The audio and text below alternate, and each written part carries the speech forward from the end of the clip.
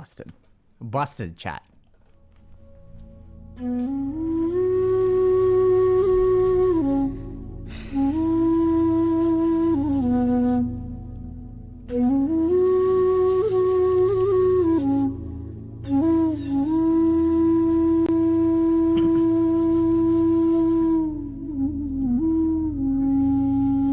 Let's try again.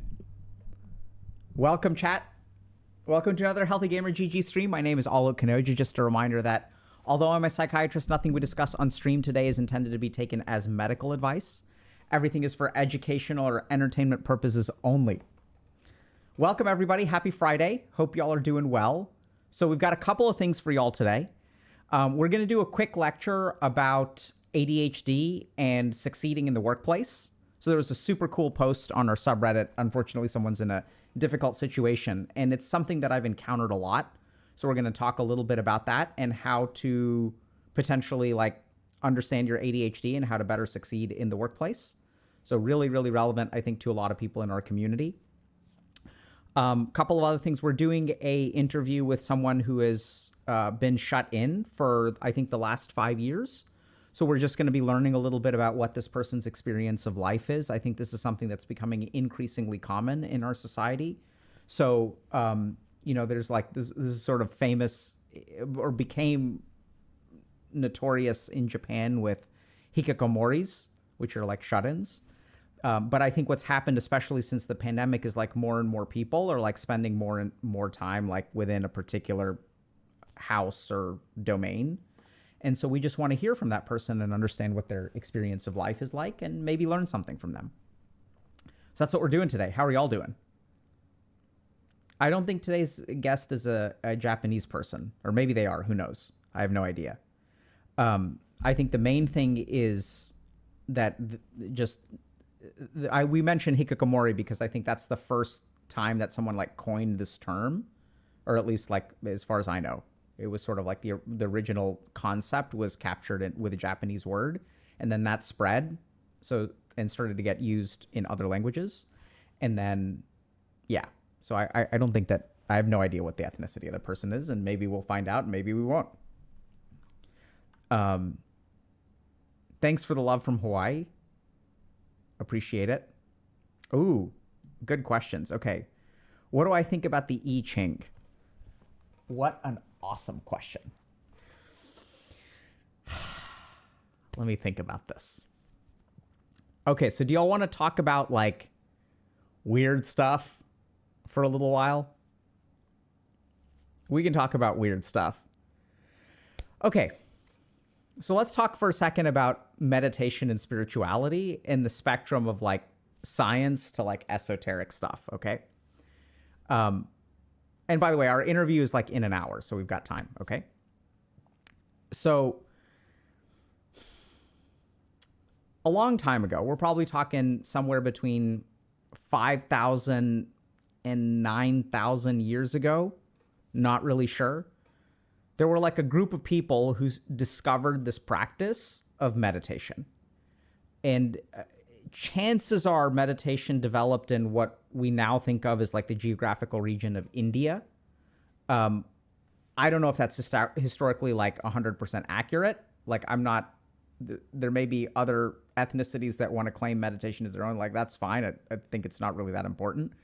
Just from a historic perspective, there was this guy that in the Hindu tradition became divine. And that person was Shiva. And this person is also called Adi Yogi. So there's this picture of this dude who's wearing this animal skins and things like that. So chances are it's old, right? So this was before there was woven cloth. And so this guy figured something out. He's probably spent some time in the Himalayas, may have used particular herbs and things like that. And then figured out weird things about the universe. So he sort of discovered meditation and started teaching it to people. And so since then, meditation has developed and it's kind of developed into a lot of different directions. And nowadays, what tends to happen is that we've sort of scientifically appropriated meditation. So we sort of developed this concept of mindfulness, which I think was a brilliant innovation. So let's understand where mindfulness came from. There's this guy named John Kabat-Zinn that I think largely popularized this, although that too, other people may claim the term.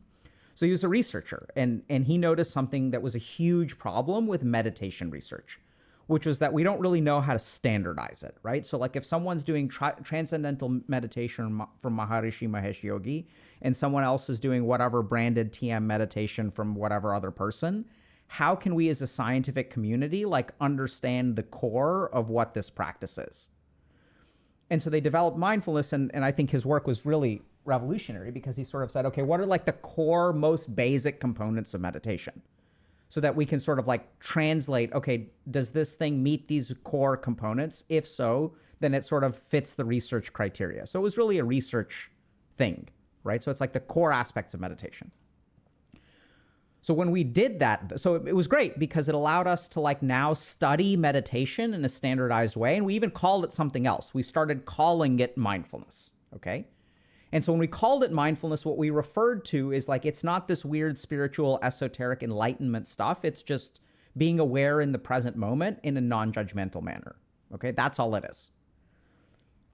Now, when we did that, we also removed all the other weird esoteric spiritual stuff, right?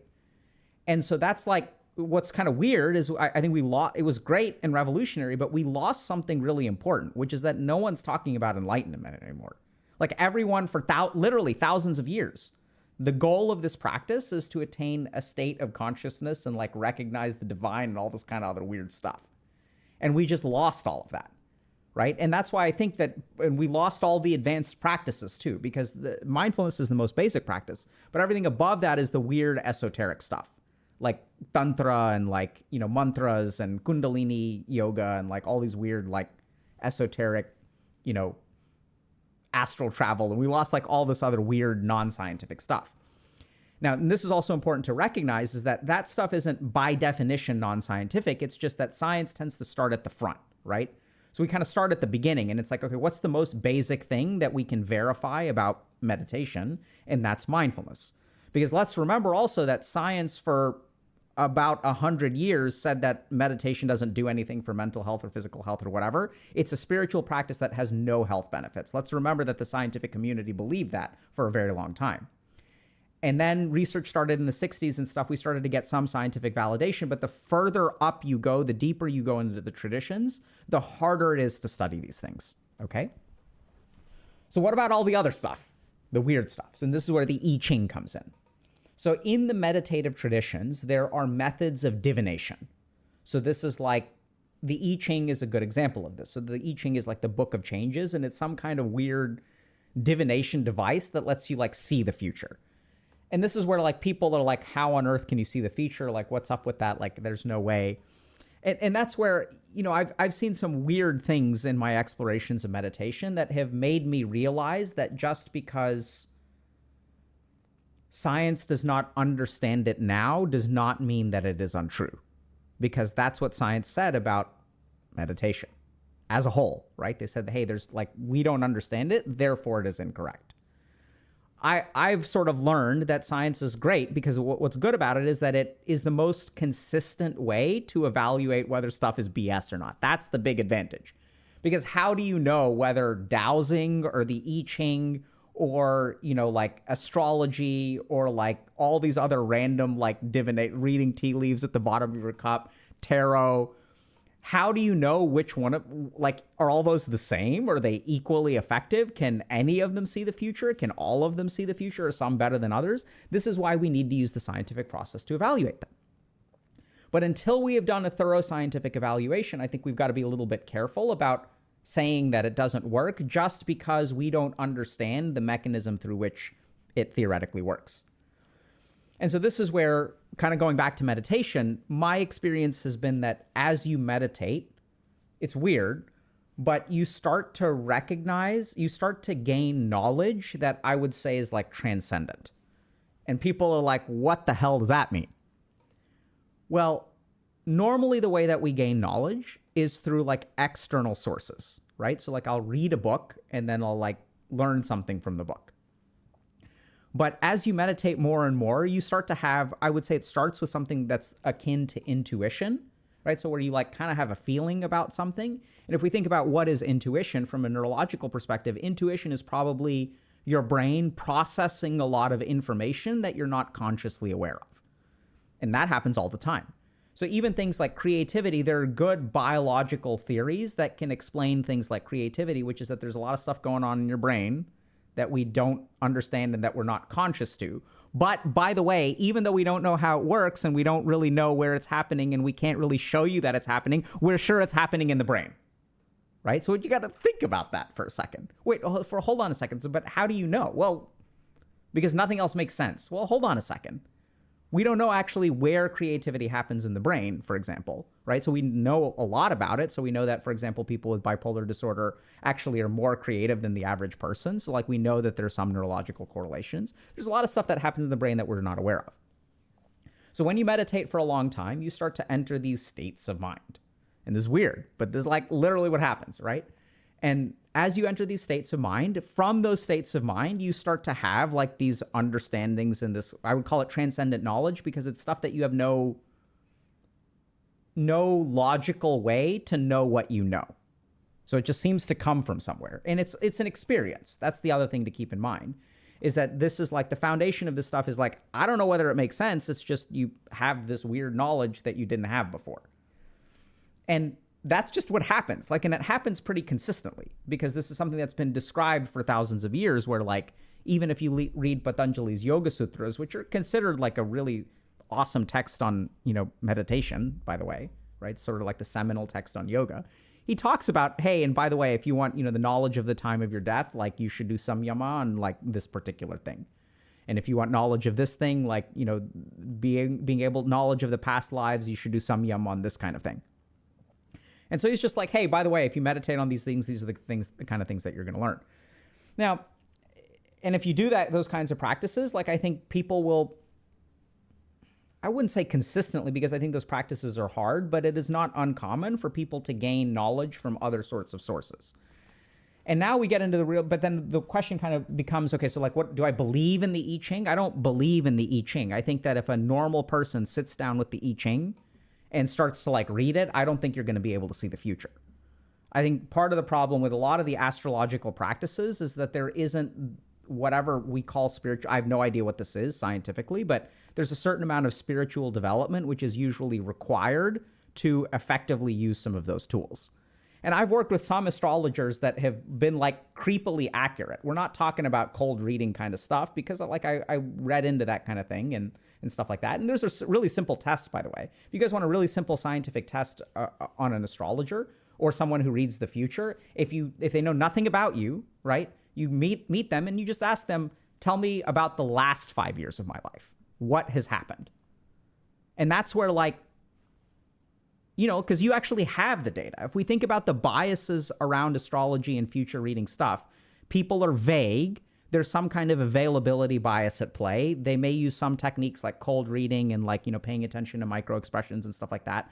And they're going to kind of like tell you about your future. And then there's like no way to test it. But there's a really simple way to test astrology. You just ask them to tell you about your past, and go in with like 2 of your friends and see if what they say applies to the other 2. So is what they say, is it generic enough to where both of your friends that are there are like, yeah, this applies to me. He's talking about my past. Or are they like, this is crazy. This has nothing to do with me. Right? It's a really simple way to test it. And through my experience, I've worked with some people who like have claims of being divinatory kind of people. And most of them, I'd say 80 to 90% of them are not great at it. But I've met a couple that I was like, wow, that's kind of bizarre. Like that you accurately understood very, very, very specific things about my life. Like it's really bizarre. Including like particular months, like this month of this year, 3 years ago, where I was like hospitalized or something like that. They were like, yeah, like there was like a really bad medical illness in like March of like 2000 or 1998 or something like that. And I was like, that's oddly specific. And so, do I believe in the I Ching? Like, not really. But I think that there's a lot that we don't know. I think that there's a lot about the meditative tradition and how we sort of gain knowledge. And I think that if you like train your mind in some of these like transcendental techniques, like there's some cool stuff that happens. Does it work? I mean, I encourage you to be scientific and skeptical, but also open-minded. And so just tricks and statistics, Exa Weber is saying, so that's also where, let's talk about statistics for a second. If we look at the statistics of things like p-values and statistical significance, if I see 100 astrologers, just by random chance, like 5% of them are going to be right. Right? So if you keep on seeing a bunch of people, like eventually you'll find someone who will get it. And that doesn't necessarily indicate that the person is right. It just means that if enough people throw darts, like someone will hit where they're supposed to. So that's like a really important consideration. So when I say like, I'm talking about 2 out of maybe like 15 or 16 is their hit rate, right? Yeah. So that's another consideration to think about.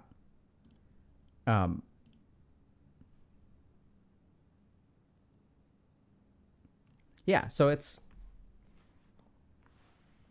so I have a question, why mainly women believe in astrology? The first question that I've got in Saladi is, when you say mainly women, I'm curious about the statistics that you're talking about. I know that there is a perception that women are more into in astrology than men, but I don't know that mainly women, like what does that mean? 70% of women? Or are you saying that of the people that believe in astrology, most of them are women? Or are you saying that most women believe in astrology? What does that mean? There's a lot of specificity there.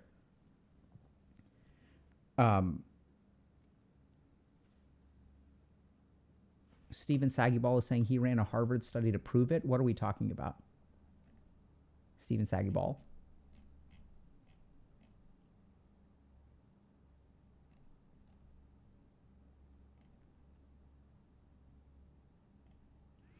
So this is a good question. So why can't logic be enough in spirituality? Because spirituality is about experience, not about logic. Right? So these are two completely different things. So logic is an abstraction and is an intellectual exercise that can be correct or can be incorrect. And the problem is that depending on who you're talking to, the logic may be sound or unsound. So the biggest problem with logic is that the mind that produces it could be flawed, right? And you'll see this all the time because you'll get like two sides of a political argument where both sides are 100% convinced that they're logically correct. And you're convinced that the other person is logically correct. So what's the problem? The problem is that the mind that is conceiving of the logic is flawed. So spirituality's roots are not in logic, they're in experience. So if you think about like, what is love? Like you can logic out to a certain degree, like what love is. You can talk about neuroscience and things like that. Like there's a lot that you can learn from logic, but there's also the experience of it, which is just a different dimension of like information.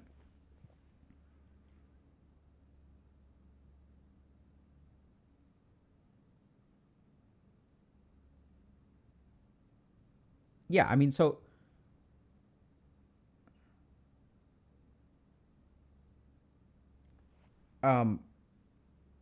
so Jordan Peterson talks about this. Yeah, I think that, I mean, he's not the only, like, yeah, I think that's a common understanding that people have, right? So science is about observing the external world. Like we look at things like gravity and stuff like that. You can also use science on the internal world. So that's what I think is super cool, is that it's not restricted to the external world.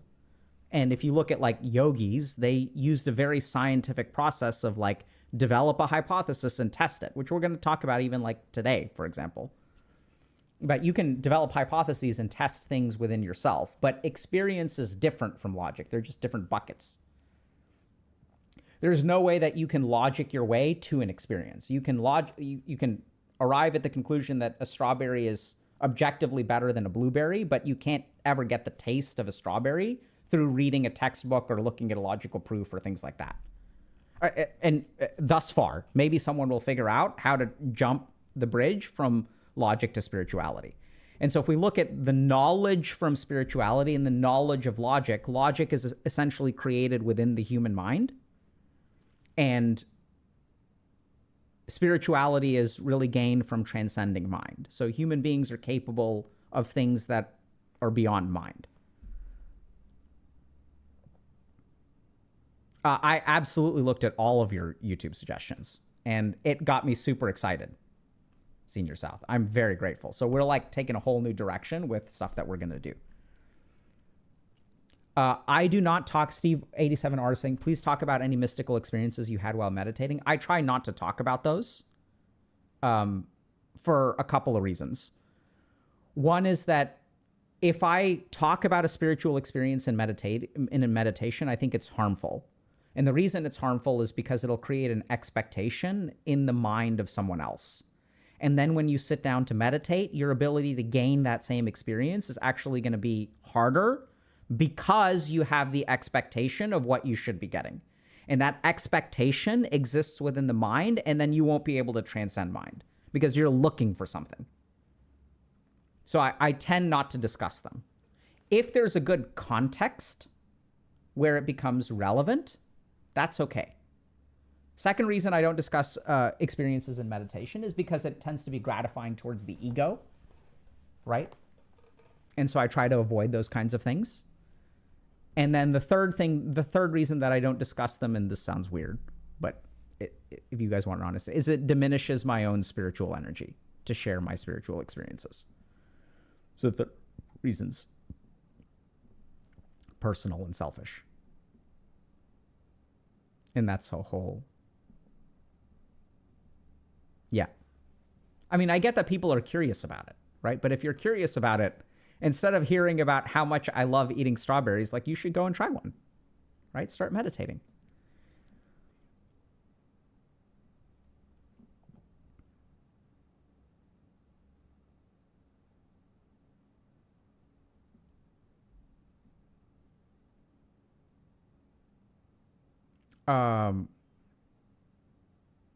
Yeah, so we have a guide to meditation, y'all, and that's why we built it. So part of the reason, what we sort of discovered is that we can stream about stuff, but then like we're answering the same questions over and over and over again. Like I probably, not this precise way, but we've talked about all these concepts on stream maybe like half a dozen times over the course of like 3 years, right? Maybe even more.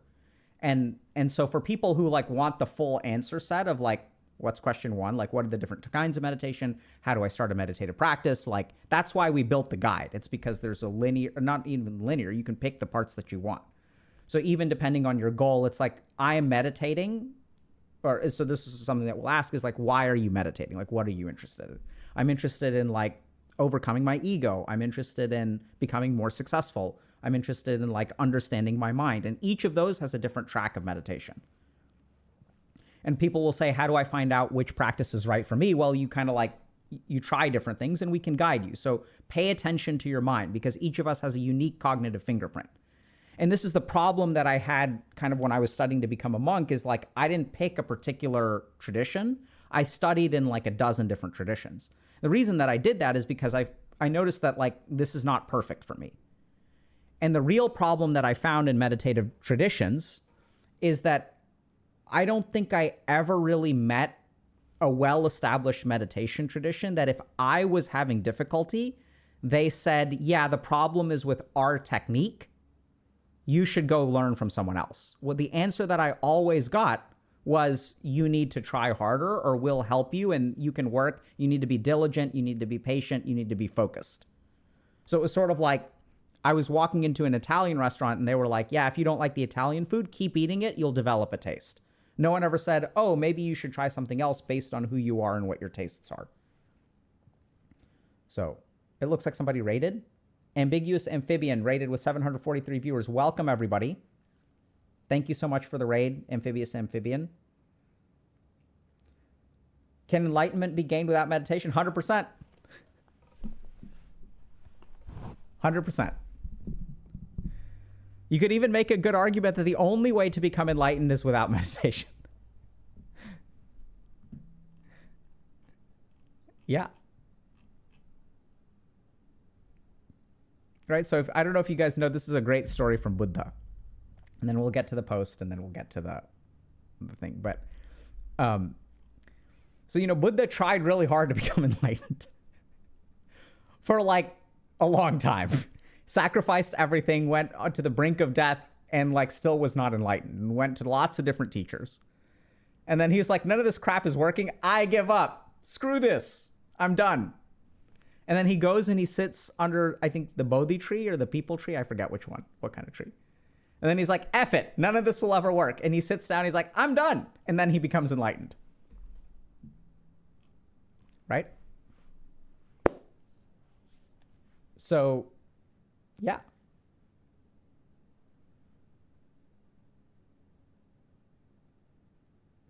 So Mika3 is asking, what would you advise for Avata? Trying Anulom Vilom for 2 weeks and going beyond 10 minutes is so hard. The mind just goes ballistic with how long is left. Do a different practice. This is precisely what I'm talking about, right? So the key about meditation is to find a practice that feels natural to you. And if you can't do 10 minutes at a stretch, then that's okay. Like the reason that we do Nadi Shuddhi is to balance our pranayam so that we can do other practices. Nadi Shuddhi isn't even really a meditation practice. Are there studies that Buddhists are happier than non-Buddhists? I don't know. I haven't looked at that.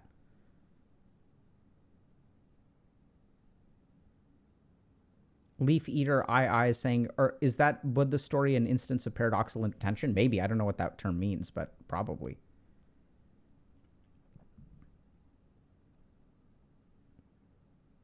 Meditation is too boring for me. What to do? Try yoga or Tai Chi. They can be forms of meditation. Move, right? Try to balance on one foot for like a few minutes with your eyes closed. Let's see if that's boring.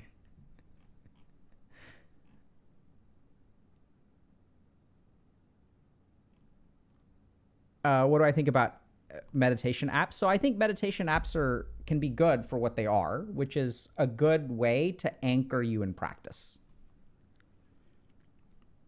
I think, though, that depending on what your goals are, the app will get you so far. So I think the apps are good at is like anchoring you in a practice and consistency. There are some concerns that I have around apps. So for example, apps, like especially the ones that have a lot of guided meditations, they sort of do the heavy lifting for you, right? So if you think about doing a different guided meditation every day, like someone is guiding you into that state of consciousness, but you require their guidance to get there. So what I've sort of found is that there's consistency with practice. There's like a big difference between someone else like playing a new piano song so that you can sit and listen and really like enjoy it, and then you learning how to play the piano and you playing the piano every single day and you playing the same song every single day so that you can be a true master of the song. That being said, I think the more people that meditate, I think the happier they'll be and the better the world will be. So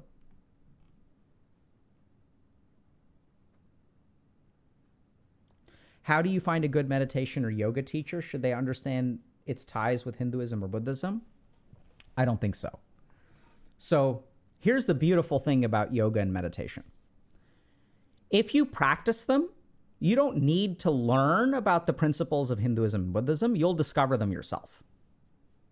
So I had a patient that was from a particular country where like eating meat is like a very normal thing. Like it's a huge part of their diet, right? It's like the thought of being vegetarian is completely alien. I didn't try to teach him about like yoga or meditation or any of this stuff. We just taught him meditation. We were working on whatever clinical stuff they needed. And like after a year and a half, he was like, I've stopped eating meat. And I was like, what do you mean you stopped eating? He's like, I just didn't like the way that it made me feel. Like it made like meditation harder, and it like I'll eat it like maybe twice a week, 3 times a week, and they just sort of give it up on their own. And so the cool thing is if you're diligent with your practice and you're dedicated to your practice, then the benefits will come.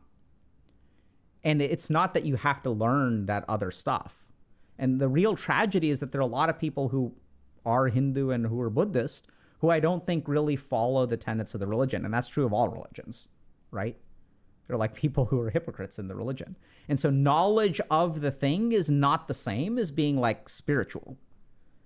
And so this is where it's like, if you do yoga diligently, like, you'll discover things about your body. You'll discover things about your energy level. As you meditate with diligence and practice, you'll discover things about your mind. That's how it works. The reason that I actually like those traditions is because they tell you, they're the ones that really say, like, hey, by the way, there is no one place for all the answers, but we will give you practices and experiments. And if you want the answers ahead of time, you can get them, but that's not going to fix anything. What you really need to do is explore it for yourself and do it for yourself.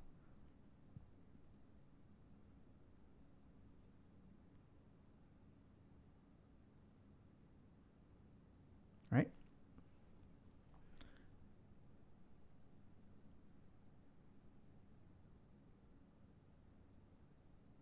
Yeah, so someone's saying yoga and mindfulness is very commercialized. It is. And let's remember that that's not necessarily a bad thing. Because what has been the impact of commercializing yoga and mindfulness? Why do all of y'all, so think about the country that you live in. Do you know what yoga and mindfulness are? Where would it be if it was not commercialized? Right? So for many, many years, they were not commercialized. And then people started commercializing them. And then it started spreading. So all things have a place. Do I think it's been over-commercialized? Maybe.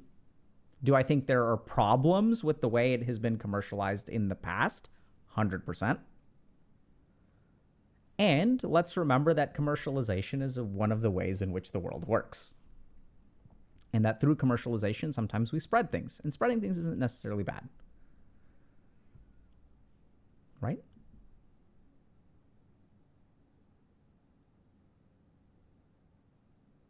So can you meditate wrong? Saw some meditation school bring up that as selling point for their courses. Yeah, I absolutely think you can meditate wrong.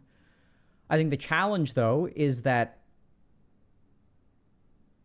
I don't think one technique is necessarily meditating right, but you can understand what the basics of meditation are. And there are a lot of people like, so for example, if I say, yeah, I'm going to go and,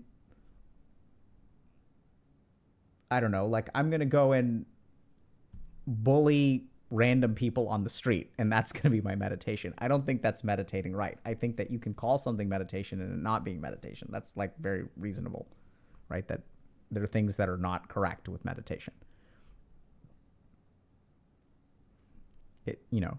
There's stuff that I think it's absurd to call meditation. And I think that there is, you can do it wrong. Anyway, let's get to our lecture. Let's talk about ADHD. Okay. So this is what we're going to do. This is fun, chat. It's nice hanging out with y'all. Because we have an interview in about 20 minutes, okay? So we gotta speed run this a little bit. Okay.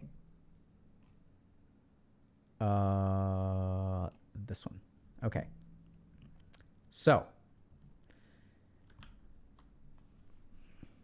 how to cope with being told you can't be a software engineer because of ADHD or executive dysfunction. My supervisor told me I couldn't be a software engineer due to my executive function ADHD symptoms, despite having 2 years of experience and passing a performance improvement plan. In my most recent interview, my supervisor said my performance was decent. However, during a meeting, they admitted that they had difficulty giving me tasks that are easy, and they have been only giving me tasks they deemed easy. I assume that means hard. Which is infuriating because how can they know if I can't do something if they've only given me easy tasks? And they said they found I struggled doing tasks if incomplete or unclear requirements were given. This is important. Pay attention to this, okay? They also mentioned a recent mistake I made, which showing a data table with incorrect relationship, which I think they blew out of proportion because I've had tons of correct relationships before. Admittedly, I do get overwhelmed when something has too many steps or too many logic decisions, but I did eventually still finish my tasks on time after tons of asking questions. Another thing to keep in mind.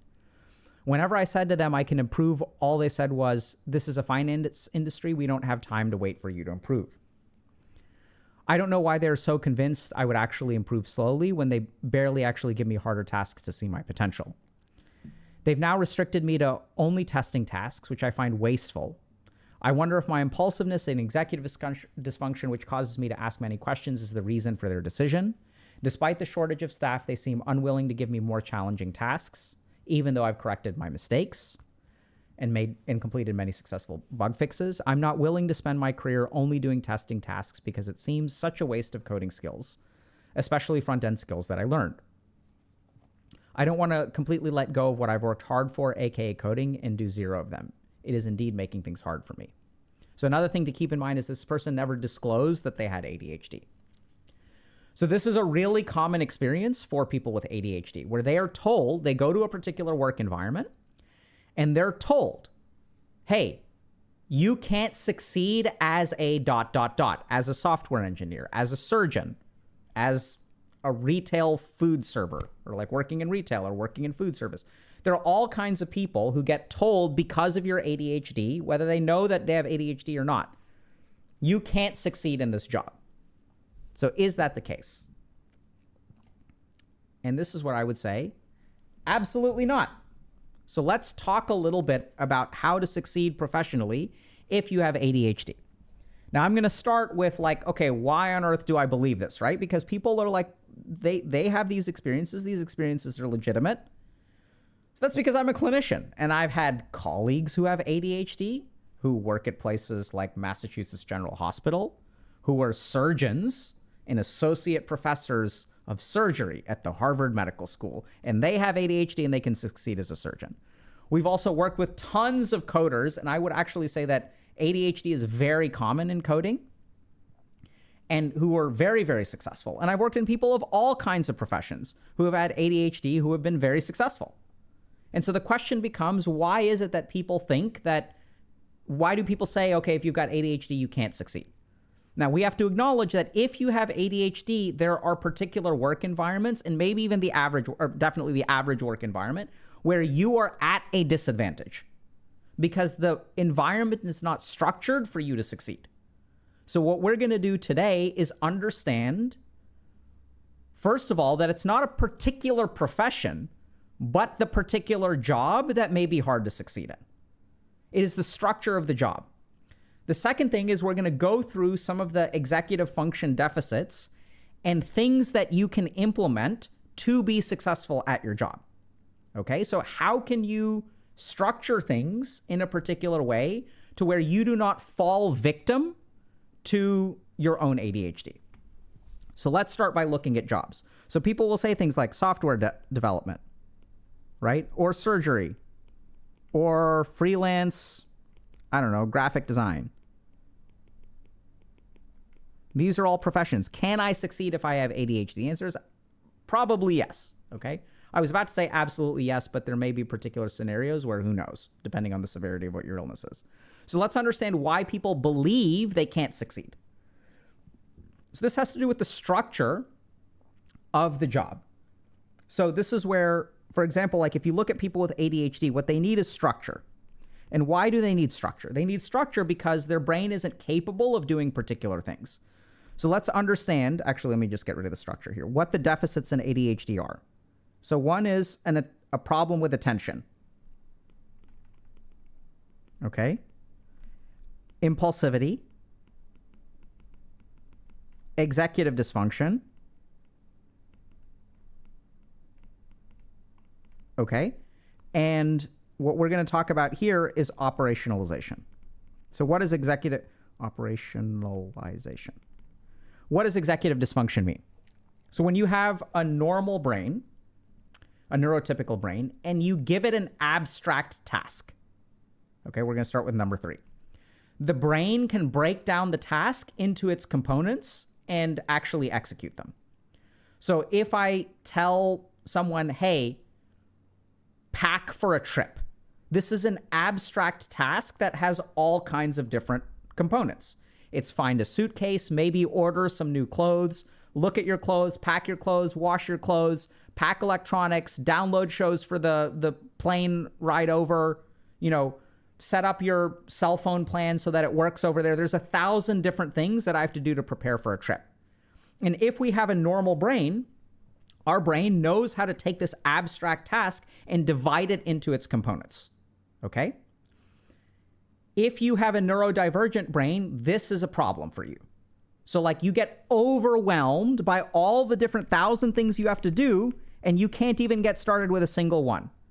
Whereas if you have a neurotypical brain, there's like 1, 2, 3, 4, 5, 6, 7. And even people with neurotypical brains will use tools. Because even if you've got a neurotypical brain, it's going to be kind of like this. Okay? So then what I'm going to do is I'm going to make a to-do list. This one is going to go over here. Then I'm going to put this one here. I'm going to put this one here. And then I have to actually use a to-do list to organize things. Okay? So the first problem is if you are in an environment where you are being given incomplete or unclear requirements and you have ADHD, you will struggle. So what do you do about this? Let's just talk about it, right? So this is where there's a particular technique that I teach people. So if you get overwhelmed, let's understand this. This is due to executive dysfunction. Okay? And you get overwhelmed because of unclear requirements. And let's understand that there are some jobs that will do this part for you that are not vague, that are not understaffed, where someone tells you, hey, here's what I want you to do. Here is the timeline that I need you to do it. Here is what your deliverable is. Here is who you should submit it to. There are some jobs where people are like really organized and structured. But if you are in an unstructured job, you need to create that structure yourself. How do you do that? Ask questions. So what I recommend to people who have ADHD, and not just people who have ADHD, this is also for people who are just in unstructured jobs, is become clear, right? So sit down with whoever is giving you the job and sit down with like a piece of paper or like a notebook or something. I recommend that people carry around a physical notebook. And you can kind of ask them, okay, so what's the goal? What's the big picture? What's the deliverable? What's the timeline? And write down what they say. So help me understand okay, so I understand now, and then also reflect back. This is important, okay? So what you're going to do is you're going to say to your boss, hey, it sounds like this is a really important thing for us to do. So help me understand the big picture. Okay, what is the deliverable? What do you actually want from me? Like, what is the thing that I'm supposed to give you? And this is where like you'll have some jobs, right? So like real estate is another good example where you get a lot of people with ADHD. Find clients, make sales. How do you do that? I have no idea, right? So ask people, and then what's the timeline? And then once you jot all these things down, then reflect it back to the person and say, okay, so what we're trying to do is increase our revenue for this quarter. What you'd really like me to focus on is trying to schedule meetings from this contact list. And you'd like me to schedule 5 meetings within the next week. Gotcha. And so now you have it on paper. You've let them do some of the operationalizing for you, right? Because it may be hard for you to do on your own. And by the way, even when we look at things like psychotherapy protocols for ADHD, some of the protocols that are very effective, this is actually what the psychotherapy is. It's not like tell me about your feelings and your trauma. That can be helpful too and absolutely has a place. But sometimes what I've actually found is that some of the treatment protocols that are the most effective teach people how to organize. Okay? And this stuff, by the way, is part of the reason we built the guide to ADHD and doing stuff, because we'll teach like organization and productivity, okay? So this addresses executive dysfunction. This also is not going to be quite as simple as what I say because it requires some amount of effort and skills building, but can absolutely be done. Number 2, let's talk about attention. So we've already sort of addressed this, but let's understand something else. So this person says that they're forgetful, right? So I think there's somewhere in here where I think they have to ask questions again, or they feel forgetful. This is really common with people who have ADHD. So let's understand what forgetfulness is. People with ADHD aren't forgetful. They don't attend to the information. So let's understand this. Information goes into the brain, and then information comes out. This is memory, recall. The problem isn't that you can't do this step with ADHD. That's not what the problem with ADHD is. This is what it means to forget, is it went in at one point. The problem with ADHD is it never entered in the first place. So and you may have experienced this, that as you talk to someone, you'll ask, the best example of this is learning people's names, right? Where you can talk to someone, you can say, hey, my name is Alok. And they introduce themselves and you weren't even paying attention. Now you don't know their name. Right? And in that situation, you can say, hey, can you just remind me of your name real quick? Like you can wait 1 or 2 sentences in and like you continue the conversation. Then people like, how do I ever ask them their name? Because they just told, hey, can you remind me of your name? That's it. This happens to everybody. Okay? So the problem isn't that you forget. It's that it never entered in the first place. You never actually absorbed it in the first place. So what can you do about that? Come back to write things down. Right? So what I recommend is you carry around a notebook. And when people talk, you write things down. So this is what's really interesting. If you take a group of students and you put them in a class, if half of them are taking notes and the other half are not taking notes, the people who are not taking notes actually retain better than the people who are taking notes. Okay? So if you're fully paying attention to what someone is saying, you will actually increase your retention and absorption. That's for the neurotypical brain. For the ADHD brain, the benefit of not paying attention to what they are fully saying, to have a record of what they say because you're mindlessly writing it down, is a good trade for you to make. And why is it a good trade for you to make? Why do people think that people at jobs with ADHD are incompetent? Because people with ADHD ask the same question 10 times. This is why people think you are incapable. This is what makes people look incompetent. Because you weren't paying attention. That's not your fault. Your brain is a little bit different. So if you want to appear competent at work, I want to give you all just 2 simple scenarios, okay? One is we're going to walk into the office. I'm sitting down at a meeting and my boss gives me a task. I'm not paying attention. I ask a question because I wasn't paying attention. Wait, what do you want me to do? Because I wasn't writing anything down. And then they're like, I want you to do this. I'm like, okay, wait, I don't even know how to do that. You get overwhelmed. You walk out. You're not really sure what to do. You're not sure how to get started. You panic for 2 days. And then you go into your boss's office and you're like, hey, like, what did you want me to do? And then people conclude you're not capable. Versus you sit down, you pull out a notebook. Boss says something, you write it down. You have things back. You reflect back. You don't even have to understand. You're like, okay, so what you want me to focus on is this, this, and this. By the way, what's the deliverable and what's the timeline? Imagine how those 2 things look in a job. On the one hand, you are organized, efficient, dedicated.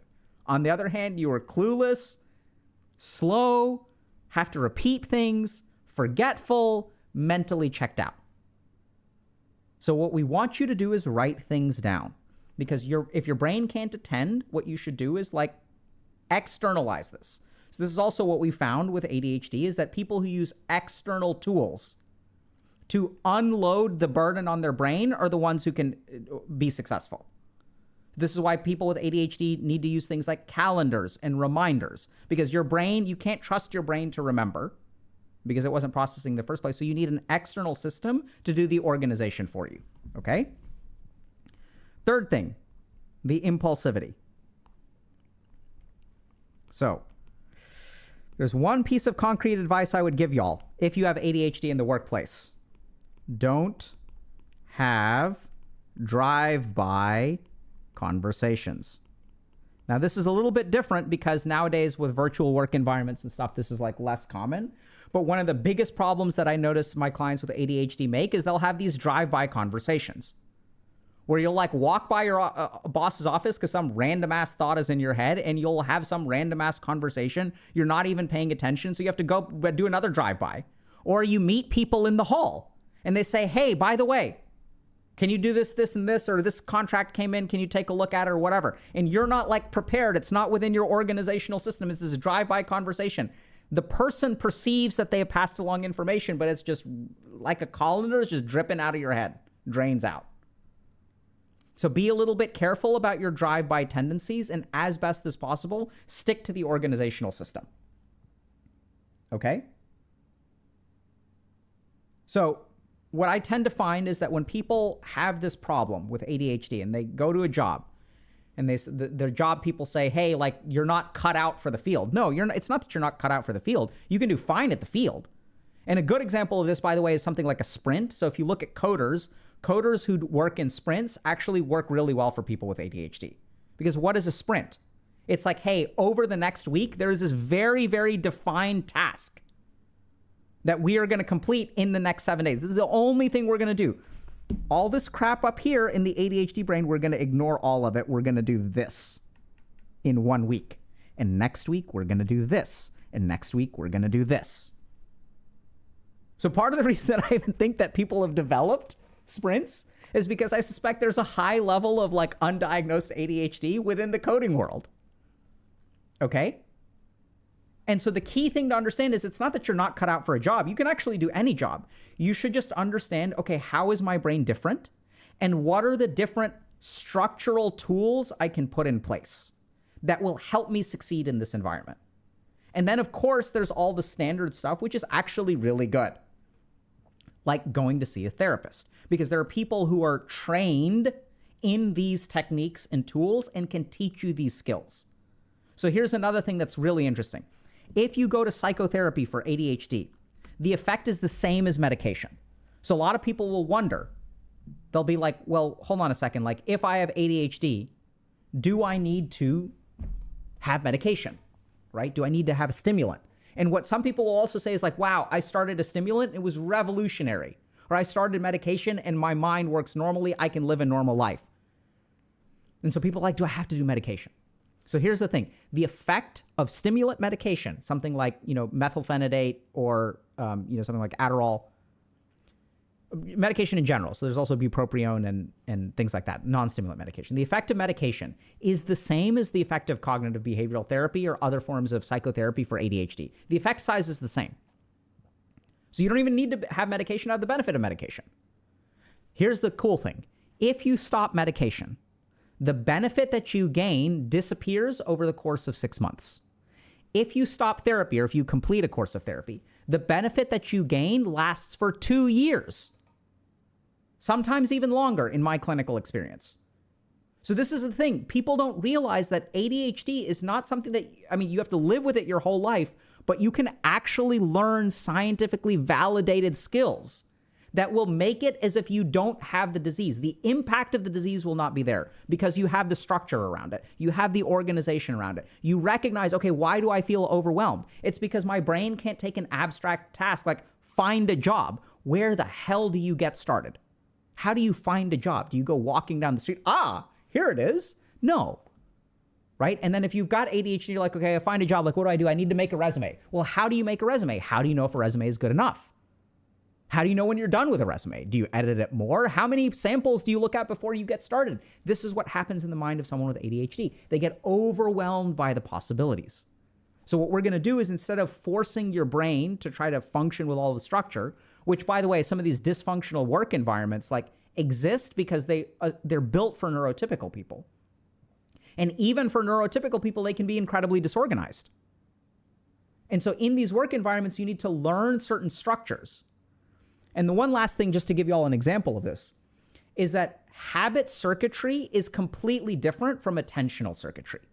So if at some point you may wonder, okay, so for the psychotherapy, how can it last for 2 years? It's because once you build a habit with ADHD, it's a completely different circuit of the brain.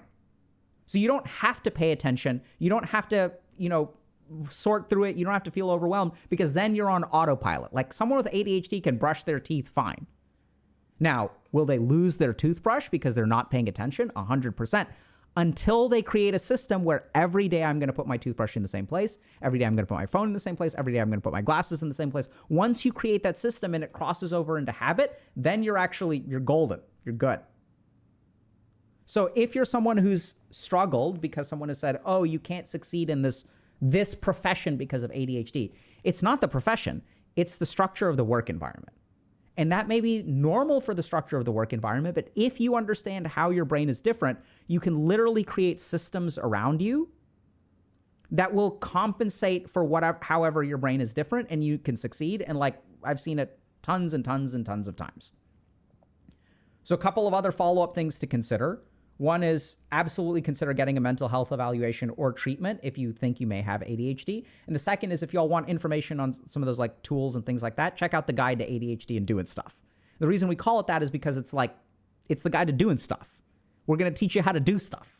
There's like all this kind of stuff that can help even people who are neurotypical. And if it can sort of help someone who has ADHD come from kind of like a sub-functional place, like suboptimal place to like normal, right? Which is why we do things like psychotherapy. Those same organizational techniques, those same motivational techniques, those same operationalization techniques can take someone who's at a normal level of function and then move them above normal to be like super normal. So hopefully that helps. Questions?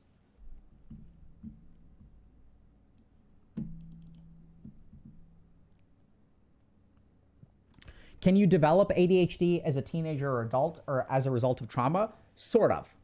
So chances are it's rare, but there is some data that like maybe between 2 and 5% of people will not have ADHD as a child and will develop it as an adult or be diagnosed with it as an adult.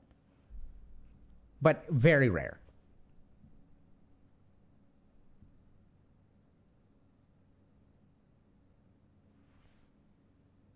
Would CBT remove the positive aspects of ADHD, like hyperfocus? In my experience, I don't think I've ever seen that. I'm not saying it can't happen. I'm not like an ADHD specialist. It's not like 95% of my clients or patients have ADHD. But once again, if we look at things like,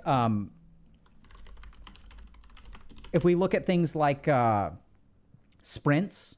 So I've never seen a situation in which like people do CBT and then now they can't function in the sprint, which by the way, the sprint is really fascinating because I suspect it's an environment that is conducive to evoking the hyperfocus in ADHD.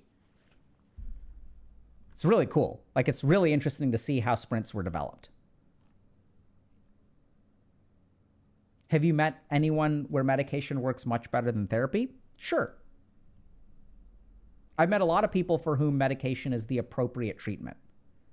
And the key things that I think about when medication is the superior treatment is especially when people don't have the time, energy, or willingness to do therapy. That's the beauty of medication, is it's like a pill. That's your commitment. You have to take a pill every day. Right? So I've worked with some people who are like, like surgeons, and they don't have the time, or they're not willing to make the time to go to therapy for 1 hour a week. So medication's good, right? That's why it's like really important to talk to like your doctor or professional about what your goals of treatment are, what your life is like. And that's why it's like really important to like have a customized solution for you, right? So go and talk to a doctor about, hey, here's what I'm struggling with. Here's my goals. Here's my constraints. Here's my budget. Here's my time. Here's where I live. Here's what the commute would be like. Help me figure out a plan that would work for me.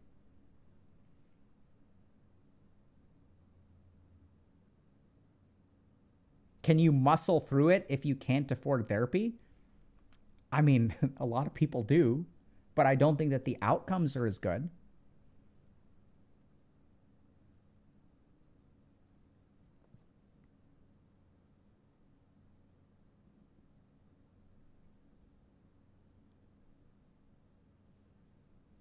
Yeah.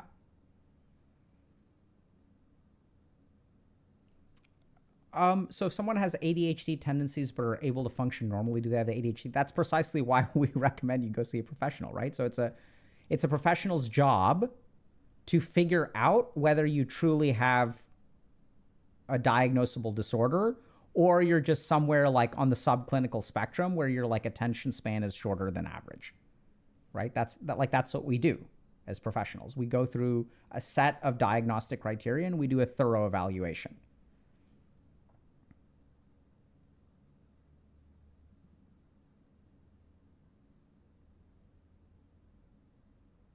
So this is a good question. How do you know you need to go to therapy? The druggie asks. So the tricky thing about knowing whether you need to go to therapy is that the best person to know whether you need to go to therapy is a therapist, right? Because they're the ones that know whether you need it or not. So I want y'all to change your threshold. Do I need to go to therapy? That's not the question. The question is, would I benefit from an evaluation? That's the threshold to go. Everyone's always asking, do I need to go to therapy? You don't need to go to therapy. I mean, maybe you do, who knows? But you can't know that. The question is, would you benefit from an evaluation? And if the answer to that question is yes, you shouldn't schedule an appointment. Second question you can ask is, would I benefit from someone's help? And if the answer to that question is yes, schedule an appointment. I think we need to change. Remember that therapists are not there just for treatment. Doctors, therapists, we have two major things that we provide: diagnosis and treatment. So the threshold to go is, would I benefit from a diagnostic evaluation? Very, very, very misunderstood. Right? So some of the best medical care I have ever delivered is when people come into my office and I tell them, you know what, there's nothing wrong with you. You're actually golden. You're good. This is not a diagnosable illness. Right? I don't think that there's actually a problem. And I don't think you need treatment. You can come back if you're still suffering in some way. And then I'll also tell them things like this. I'll say, like, if A, B, C, or D happens or continues, then you should come back and we should reevaluate, right? That's incredibly important. Someone will come in, hey, like, I'm worried I could be depressed. My spouse passed away. We do a diagnostic evaluation. This seems to me like a normal course of grief. But if you have this, or this, if you start thinking about killing yourself, if you're still feeling this way in like 6 weeks or 2 months and it's not getting better, then you should come back. Very, very important role of therapists and clinicians. Okay?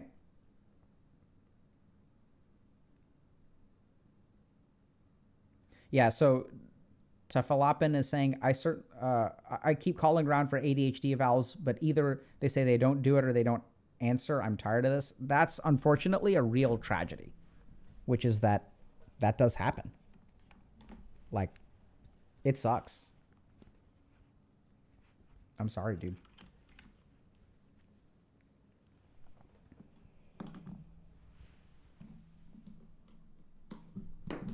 That's a really good question. I think we're gonna have to hop into our interview, but Fearful Sludge Boy is saying, what are things that neurotypical people can do to help their ADHD loved ones? Can we help them? Absolutely. So we actually have a couple of lectures on precisely that. One is on parenting kids with ADHD, which I think also applies to loved ones as well. But like, there's a lot of stuff about that's in the guide. And that's why we built it, right? Because that's a very good question. Okay, let's hop into our interview, because we're a little bit late, but let's go.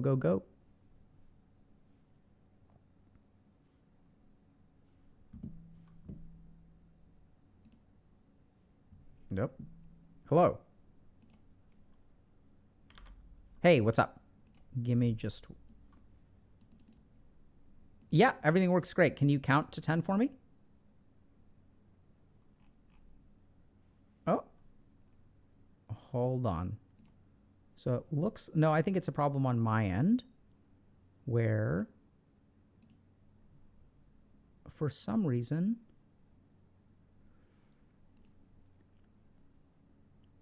Okay, count to 10 for me now.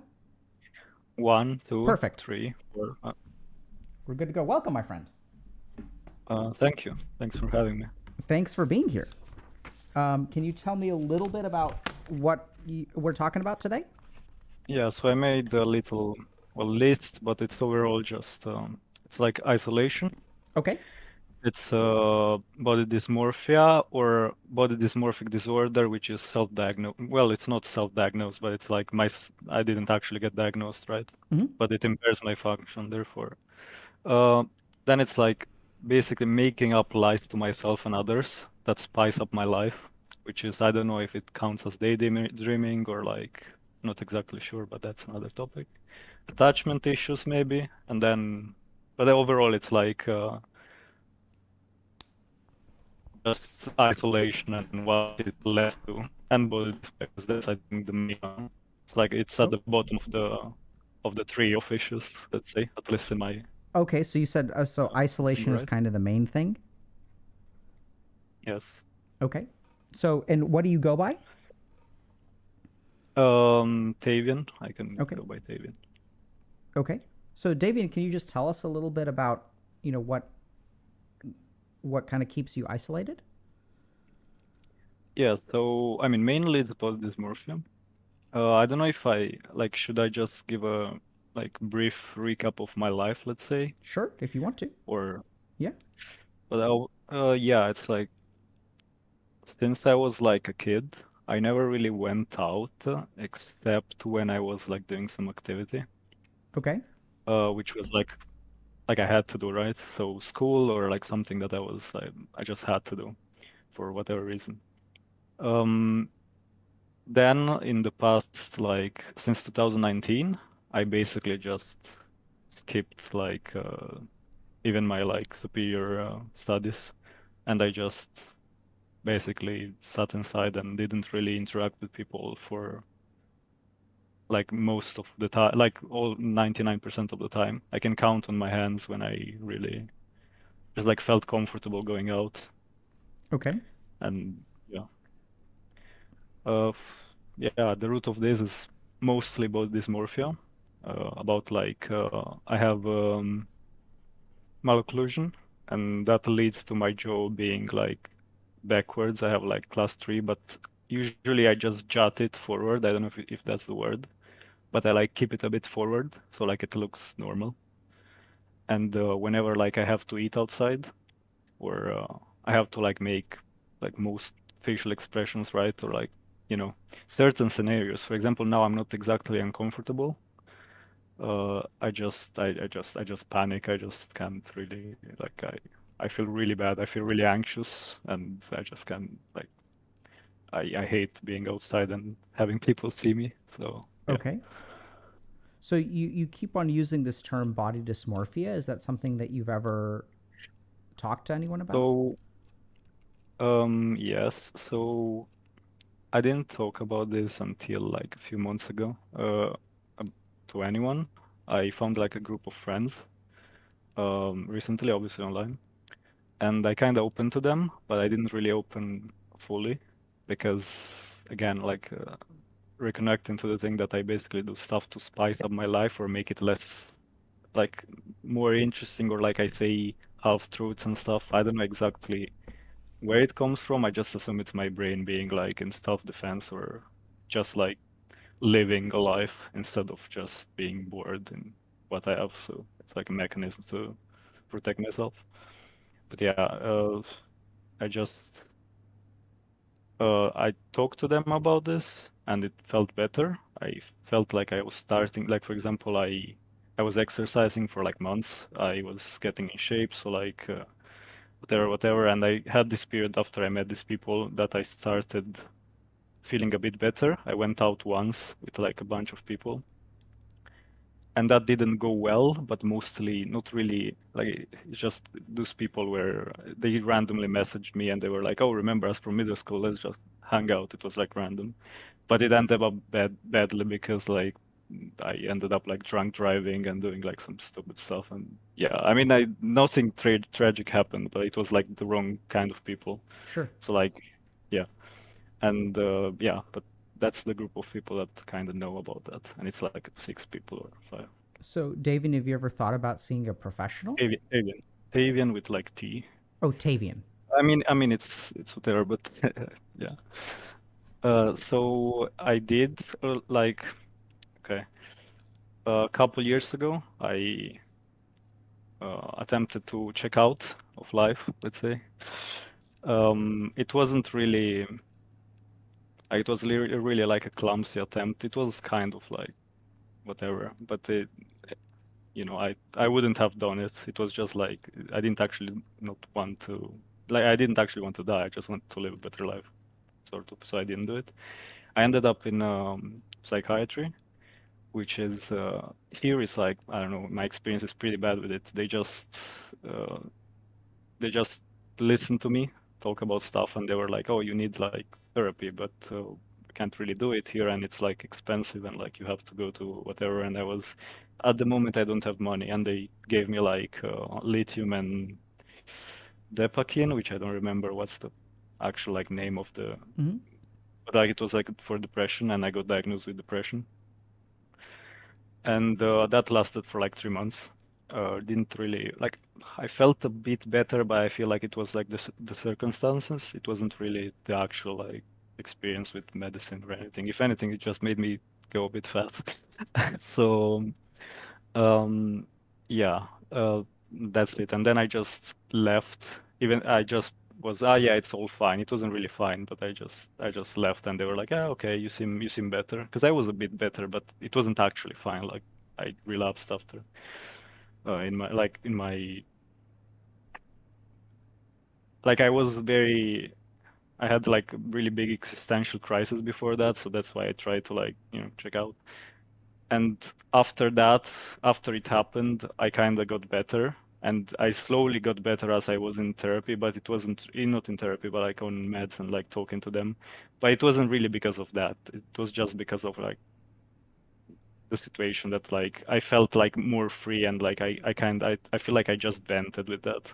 Hmm. So like I started feeling better, but then I relapsed again. I don't think that uh, So you mentioned that you'll sometimes say things to spice up your life. What do you mean by that? yeah. So like I mean I either like make up like in my head I play like random stories about like situation that I would like to happen, or like rarely I kind of like make them up completely, but sometimes I just like something happens and I like, instead of just saying how it happened, because maybe I find it boring or like it was boring, whatever, I just go, oh yeah, and then add some spice to it, some like fake stuff that actually didn't happen, or like to make it cooler, or like I feel like I have this cool persona online, and there is like right now it's a bit weird to talk about this for me because you might see me a bit anxious because there is like a bunch of people that are watching probably that know me for a different kind of person, or like that I am. It's like a kind of a persona. And yeah, I have this like kind of cooler image online, or like not the way I am. I don't know if cooler, but yeah, Can you it's not. can you tell us about the person that you are online? No, well, it's not really. I just like I'm just like more social and like more out there, and like I don't know. I'm just I think I have I have surprisingly decent social skills for my situation. Therefore, I can just fake being like a cool person, or like I don't actually like if people think I go outside and all that. It's like so yeah. But I'm very like isolated. It's like I just don't do anything basically. Okay. How do you know that you really aren't a cool person? Oh no, okay, so that's the thing. I actually started lately, but like it's always like my life about self-improvement was always like there was always self-improvement like internally. And I feel like I've reached a point where I really like who I am as a person, like my values and whatnot. But I wish I could fix the external stuff about me. So what like my achievements, my what I actually like, for example, I want to go somewhere but I don't go because of this thing and so on. But like I like myself. It's just like whenever I go out, I don't really worry too much about what I would say, or like what I just worry about how people perceive my appearance. Like it used to be worse. I used to actually be more self-conscious about other things, but I feel like I've come a long way from that. I can know for sure. So like, right? But I feel like body dysmorphia is like my main problem right now in like Hmm. isolation and whatnot. Okay. And the fact that like I have like this weird like with online people is whatever, but if I like I have two people that I kind of know in person right now, and I don't really interact too much with them, but they don't like I didn't make up stuff for them. They just don't know much about me. So What makes it hard for you to leave the house? well, I don't like I actually leave. Sometimes I go like sometimes like recently way more often. I just go for like walks and like enjoy the sun and whatnot, and like I feel like that keeps me in check mentally. I don't I don't fall into this despair hole. Hmm. And yeah, I kind of go outside. It's just I don't interact with people in a friendly or like way that I want to. It's just What's that like like for you to not interact with people? it feels like since it's been basically all my life, like I've had, mm, okay, I will say how it is right now. So it's lonely, but I kind of learned to cope with it by having like a lot of people online that I talk to. So like I am kind of like online extroverted, if that makes any damn sense. I think it's brilliantly So said. yeah, so I mean, yeah, that's pretty much it. Just feels bad, but I have people online. But it's like I experienced enough things that I'm missing, like a, a bit of all, like woman and so on.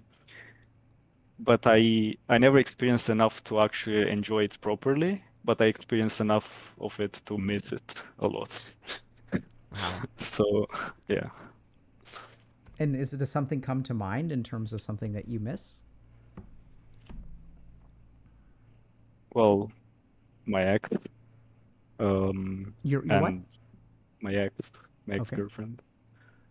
Um, and well, the people that I could have been friends, well, I was kind of friends with in high school. I feel like it's been like a slippery slope all my life. Like I was way more social when I was a kid, and it just went like this, like very, very, yeah.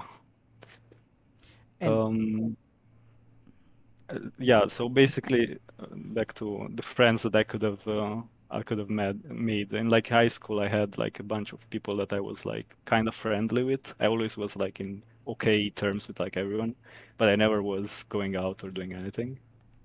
And I had like two or three people that I was close to, but we never. I feel like they were kind of introverted too, so we never really pulled the trigger on doing more than just like get like talking in school. So that never really set went anywhere. So that I miss a lot, and I wish I could have changed it. Yeah, so it sounds like you like the person that you are. kind of. I mean, I have my flaws, but Yeah. I'm okay with myself nowadays. I'm Can you cool with myself. can you tell us about you? About me, okay. Well, I'm a very curious person. I jump from like interest to interest. I just like read a lot about a lot of stuff. I'm not necessarily very knowledgeable in any topic in particular, except like maybe computer stuff, some psychology, I guess, maybe, and art, I guess. And yeah, but I feel like I know a lot of stuff, and like I'm a good conversation for people. I think I'm fundamentally maybe too self-sacrificing. I'm a good person, but I'm too self-sacrificing, so that Hmm. I'm trying to change. What do you mean about that? By that? I really care about others. I feel like it's because I know what it means to be in pain, so I don't like seeing others in pain. It makes me feel really bad, so I like to help. I usually have like these talks that I try to keep very, very like not formal, not therapy, because I'm fucking like I don't know anything, right? But I try to like give support and like vent space for my friends if they like, or like even random people sometimes. They just they are having like a bad day. I'm gonna like just hop on call with them and be like, if if they feel like it, right? So yeah, Hmm. I'm getting a bit emotional, but Hmm. nothing. I'm sorry. I just no, I was like I was getting a bit emotional, but I don't know if you can tell, but yeah. What were you experiencing? Just no, I was just like kind of tearing up a bit. Just I guess I was thinking about like I mean, I'm just in general like a very emotional person. I get yeah, I don't really cry easy. I don't know what's the word for it, but yeah. Do you know what emotion you're feeling? Uh, It's like sadness for my situation and the fact that I said I understand what pain means, I think, mixed with being happy that I can give a helping hand to my friends. So it's like I recently cried for like in the recent months, I discovered like the piano, which is like just an instrument, right? But I cried of happiness for like one of the first times.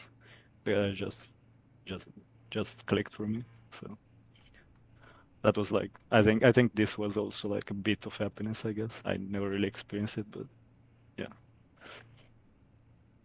And I'm noticing that as you're recalling discovering the piano, I can see you're getting emotional now too. Yeah, a bit. Yeah. So Yeah. so when you said that you have like friends online, and it sounds like you're a good friend to have. Well, some would say, some would not say. I mean, Sure.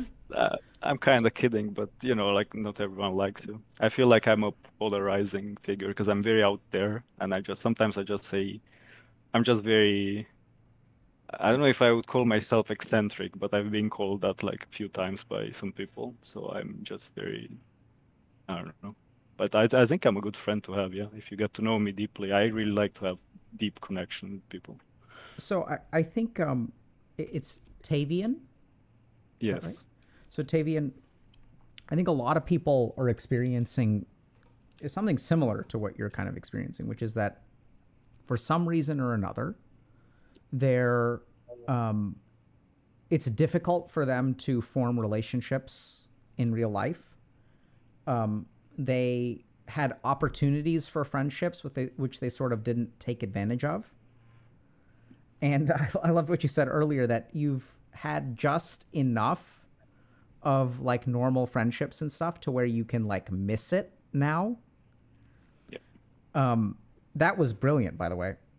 So and you also mentioned that you do have these like online relationships. Can you help me understand or help us understand like how does that happen? Like what do you think is going on with sort of like okay, the real world is hard to engage in, and then what do you kind of get or why do you engage with these relationships online? Well, I just get like I just like people. I just like talking to people. I like being. I think I'm not sure. I think I'm sort of extroverted as a person. I just really enjoy talking and like messing around and whatnot. I would do that in person, but again, the reason I don't do it in person is because I feel awkward. Sometimes I always feel like I don't deserve to behave in a certain way because I look in a certain way, if that makes sense. Mm-hmm. And this is weird because I want to point to one thing. I've been told once that like that means I'm very shallow and that whatnot. I don't really judge other people for their looks. I definitely notice it because I am very self-scrutinizing. Therefore, I automatically kind of project that on other people, but I don't really judge them for that. I just want to So make that because I feel like a lot of people I've seen that a lot of people think body dysmorphic people are very shallow, which we really aren't. It's just we think we are hideous. So yeah, so when I ask you who you are, you yes. say you share a lot of like really wonderful things. Thank you. And what makes it hard for you to believe that you are that person when you interact with other people?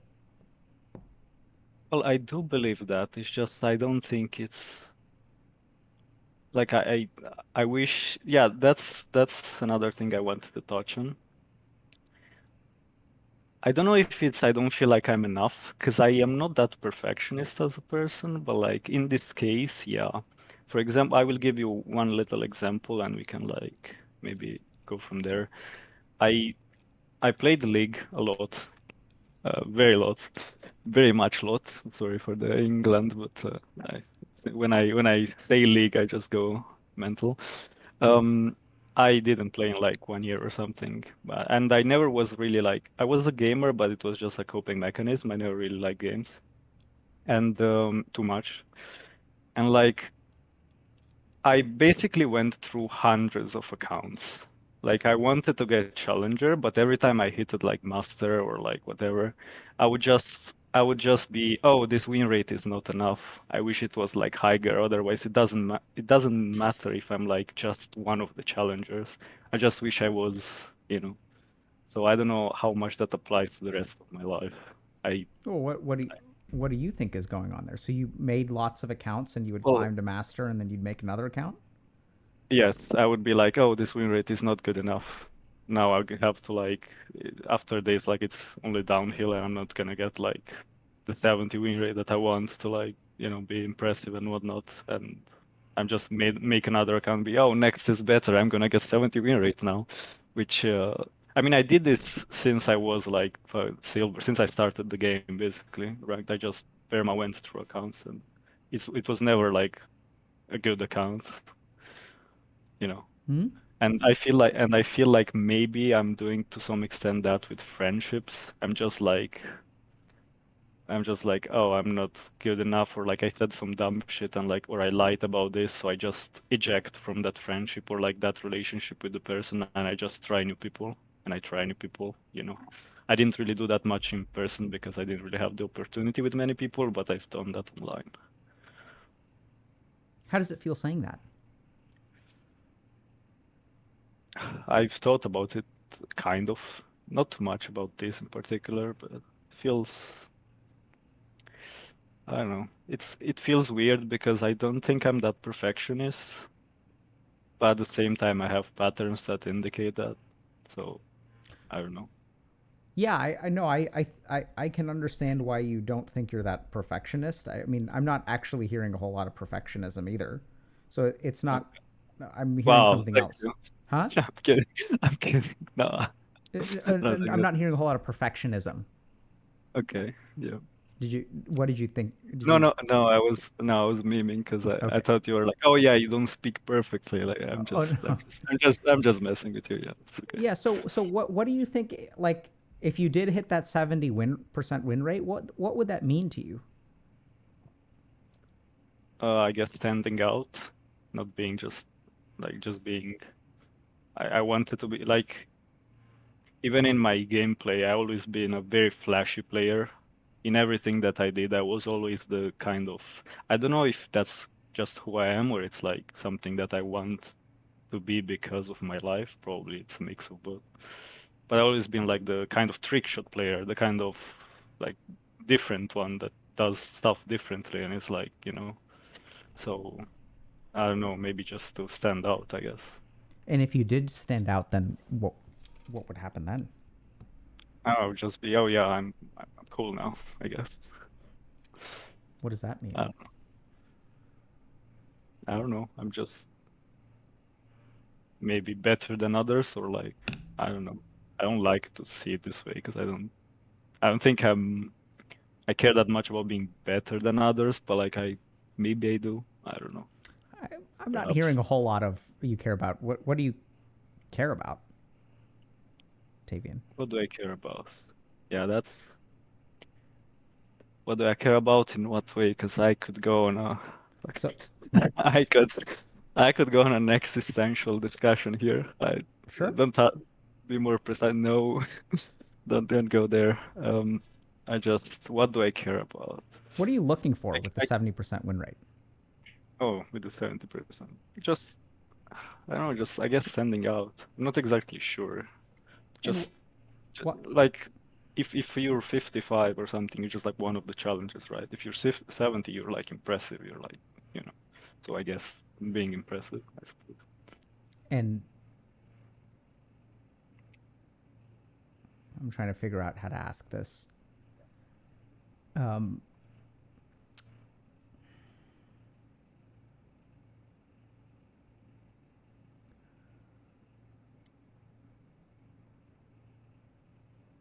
what would it mean to you if you did get the 70% win rate?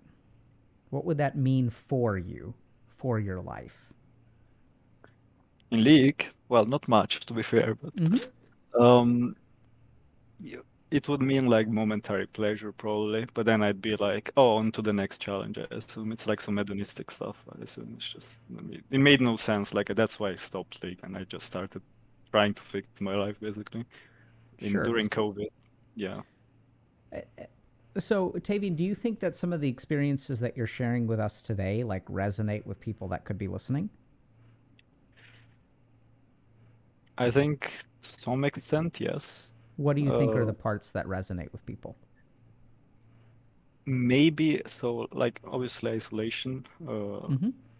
making friends. I don't know about like the beings, because like being socially okay, but actually not going out. I don't think body dysmorphia resonates too much. Mm-hmm. Maybe to some extent, but I didn't really find much content about it online or on this channel. Like there was one or two interviews, but it's Yeah. not So really. I think when we when we reached out to you, we were I think a lot of what anyway, just keep going and then I'll sort of share some thoughts. But Yeah, and but maybe the lying part, because I can't really know how much people mm-hmm. You're just right. make up in their life, right? I just can't know. Like I feel like the people that are watching now that know me are like, what the fuck is this guy on? Like, sorry if I say, can I say the F word more? Sure. Like, I'm just, yeah, okay. So yeah, maybe that part, and yeah, I mean, Yeah. So I guess this perfection is more like this not being enough in some sense. Yeah. So I think so. Let me just share a little bit about what I'm hearing. So I think a lot of what you're saying is really interesting. I'm really grateful to you for sharing your experience. I think the stuff around the body dysmorphia I think is really more appropriate to explore with someone, like you should really consider seeing a therapist and stuff. Yeah. I think that the things that I think really that a lot of people I think can resonate with. I mean I resonate with a lot of what you're saying. So I think this sort of idea of okay, like there were opportunities that I had that I didn't take advantage of. I've become more isolated as time goes by. I've started to replace what I get from the outside world with the virtual world, right? That like Yes. so you're kind of scratching some of your as you said you're kind of like this online extrovert.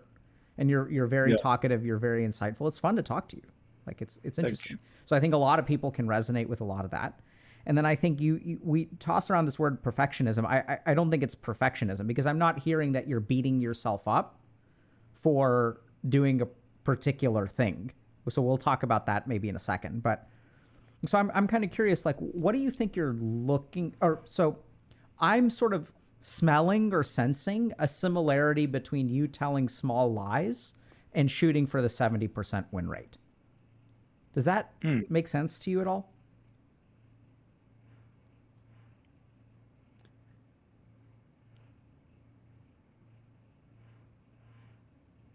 Not really. Maybe I could. Let me. No, not really. Okay. So, and maybe not. So maybe I'll You just mean share. like, wait.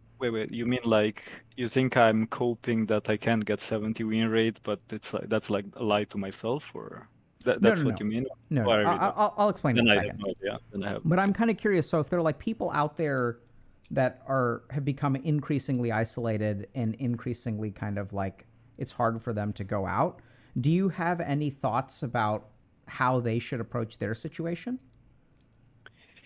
Well, it depends. Like if so, I have like basically body dysmorphia, which is the main thing, and the rest I kind of fixed. Well, not I can't be sure that I fixed it, but I feel like it's just manageable. Like even if I go out, I'm just like, fuck it, we ball. Basically, I'm just gonna deal with the pain and see where it goes because, and if anything, I will. If I suck at this interaction, which I did a lot of times, and I'm like, that's how I learned. I'm just like, okay, I'm gonna like learn how to behave a bit better next time, and next time a bit better, and just tank the pain. So I don't know what's the pain threshold for these people though. Mine was like a, yeah. So how so let's say that someone is like has not reached where you've gone, right? So you're saying that body dysmorphia is like it seems like the central problem, but how did you get to a point where you are social, you are a good conversationalist, you started taking care of yourself physically? How did you get there? Well, I just self-help, I guess, and I followed it instead of just like binging. I was like, okay, I need to exercise and do this, and I just did it. Like I struggled a bit to, but I just kept doing it. I kept doing it until it actually clicked. Because I worked out for like, for example, I worked out like I don't know, 4 years ago, 5 years ago. I dropped, then I tried again, and then I tried. Like third was the charm, apparently. So yeah, I just kept doing it. I with people I feel like I've been like as a child I was extremely extroverted. I had my what's it called, my teacher in middle school. Just I was perma when she was like teaching, right? I would just go to kids or like whisper jokes and they would just laugh and make the class like absolutely a mess. And she just took another, what's it called, the thing you sit, I don't remember. The word escapes me. Okay. The table. She cut the table in two, and she just put it near her desk, and I would just sit there for like 2 years because I would distract the class. Okay. That was funny. That was funny. Fun period of my life, yeah. Yeah. So I thought you yeah. said you didn't go out much as a kid. So I didn't. It was all in class. It was like when I had to go to school, right? And what's your As understanding of why you didn't go out much as a kid? I felt excluded. So like okay, now it's time for the life story, I think, briefly. So you get some insight into that. Um, I moved here well, I'm in Italy, whatever, I dox myself. Uh, I moved from Romania when I was around 5, and there were really cool kids and there were really bad kids. And some kids called me gypsy and whatnot, and I started just like running around with chairs trying to smash their heads. I'm sorry if that's I didn't it was it I'm exaggerating a bit, but like I actually like ran around Mm-hmm. with chairs and like getting mad at them. So I don't know if that kind of traumatized me in some way, but like I always felt kind of excluded as a kid from like stuff. I don't think I was. I went to like some parties in like elementary and whatnot, but it was mostly just like everyone got invited, right? And slowly I just started not going anywhere anymore. Like it was very linear. Like Okay. So you stopped getting invitations because of the way that you were um, reacting. I did know. So I got invitations. I just denied them. I just didn't really feel like I belonged, I guess. I don't know. Okay. So to some extent, I feel like I didn't belong. Like for example, I played football and I think 6 to 13 until my grades started. Oh, I was really bad in school, by the way, like extremely bad. The first, like I was really good in elementary. Then in middle school, I didn't study at all. In high school, I didn't study at all, but I managed to just like get really good grades at the end of the year, so I would make up for the bad ones and just keep passing classes. But yeah, kept getting invitations when I was like a kid, but they gradually started fading off. And also, like I went to a really like middle school was like I think my chance to actually do something because the class was made of sort of nice people, and we were like possibly united and whatnot. But I had like my first very bad heartbreak then, and I think that also fueled um, my withdrawal from society into the woods, and yeah, um, yeah, and then What's funny high about that? school. And it's it's an inside joke with someone right now, so it's like the Okay. woods thing doesn't. But yeah, in high school also, like I was in like a professional school, which is like really bad here. It's like people are basically either junkies or very bad kids. Hmm. So it wasn't that bad, but it wasn't really nice. Or like it wasn't empathic people. It wasn't like nice people to be around. It was Sure. just like annoying pricks, basically. So yeah, And you that didn't. mentioned that you said heartbreak, and then earlier you said that you had been in a relationship. Was that you talking about the same thing, or was that different? No, so no, that was like my first crush in middle school, and she basically rejected me, going, "You gypsy, get away from me." and it was weird because I didn't actually like I didn't take it that bad because she had like this phase that she grew into and she was like some sort of pseudo-fascist. I mean, Italy, so I think you get the yeah. So this girl was like my chair mate, like my table mate, because like it was couples for like the year prior to the rejection, and we were like, I mean, she saw me as a friend probably, I don't fucking know. But when I asked her out the next year, because she got like cuter or something, I remember she just like went full ballistic on me, and I was like, what the fuck? So yeah, that was weird. But it sounds like you had a girlfriend. Yeah, so in 2014, so like the first year of high school, I met a girl like on a random drawing group on like Facebook, and she was like far away from me. She was really like 500 kilometers, and we just randomly clicked. We started talking. We were like drawing together, and we just, we just kept interacting. And after a while, it was like, oh, I like you. Oh, I like you too. And we just like kept talking. We were like distant. Couple years later, or like 1 year and a half, I don't remember exactly, I broke up with her. I was like, okay, this situation is getting pretty bad. Like it's stalled. We can't really see each other, whatnot. It's like unfortunate. And we broke up. She felt really bad. 1 year after that, still in high school, I messaged her because I missed her. And she was with someone, but she still liked me clearly, and we kept talking and whatnot. We ended up together again, like whatever. And at the end, we met in like 2017, and yeah, that went surprisingly great. She was extremely like shy and timid, absolutely gorgeous girl, great human being. I wish her the best. Um, and yeah, that was a great day, absolutely great day. But then we couldn't really see each other. Hmm. Money problems, very far away, whatnot. She really liked me, I really liked her, blah blah blah. And the only saving grace was basically me studying, God forbid. And I didn't do that, and I didn't really get to go to a uni that was like near here, because like she had to go to like she was into arts and she had to go to an art school, and basically she had to go to the north where she lives.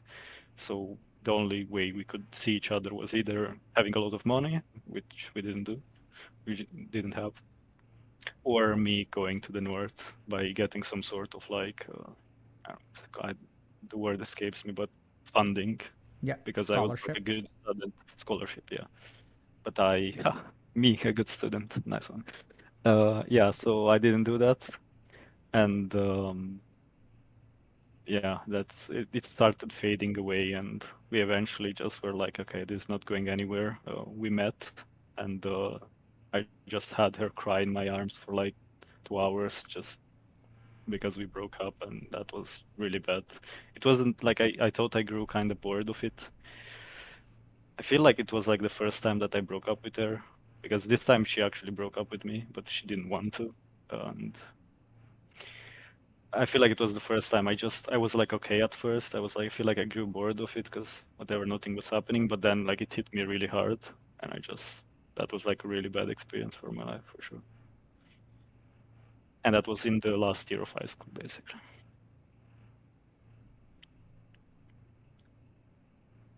So, That's Tavian, smirk. yeah, That's smirk. what are you reading in the I don't know. smirk? I don't know. You're like, okay, this guy talks a shit ton. Maybe I don't know. Or like he I has a lot to say. yeah, I think you have a lot to say, I do. right? And I think that there's a big difference between this guy just talks a shit ton and this person has a lot to say. Sure. You strike me I as someone who's very genuine, and thank you. what I'm sort of I don't know why this feeling doesn't dominate me, but what I feel more than anything else is it's an absolute tragedy that you're stuck at home. Yeah, I feel the same. Like it's like if anything describes me really well, And this my ex told, like, I'm grateful to her because she saw such a good person in me that I didn't really have an identity in my head back then. I was like, I'm just this person that is living, right? But she saw a lot of good in me, and she kept telling me that I'm like smart, I'm a good person, I'm like a really decent human being, the best person she ever met. And I was like, what the fuck? But in the recent years, I realized like that she was actually right.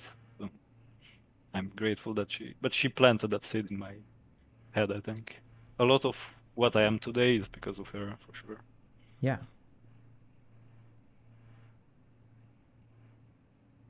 And I'm noticing a mix of emotions now too. Okay. Well, I'm melancholic and happy at the same time. Yeah. There you go. Right. Yeah. So let me just can I just think for a second and then maybe share some thoughts? So to start off with, I think, you've mentioned body dysmorphia a couple of times, and I think that's if that's really what's holding you back, I would strongly Well, recommend. by the way, it started right during that rejection. I don't think it was the rejection, but it's when I started being self-conscious about like women or like generally being like an attractive or interesting person and whatnot. Like in middle school, I was in that. It was in middle school that I had they cut the table into, and I was just like the crazy kid. Yeah. Yeah. So I think we can kind of get to that. But so I mean, Okay. my first thought is that, like, you seem very genuine to me. I don't know I if you're try. doing. I don't know if you're doing that thing where you're telling like No, 50% the truth.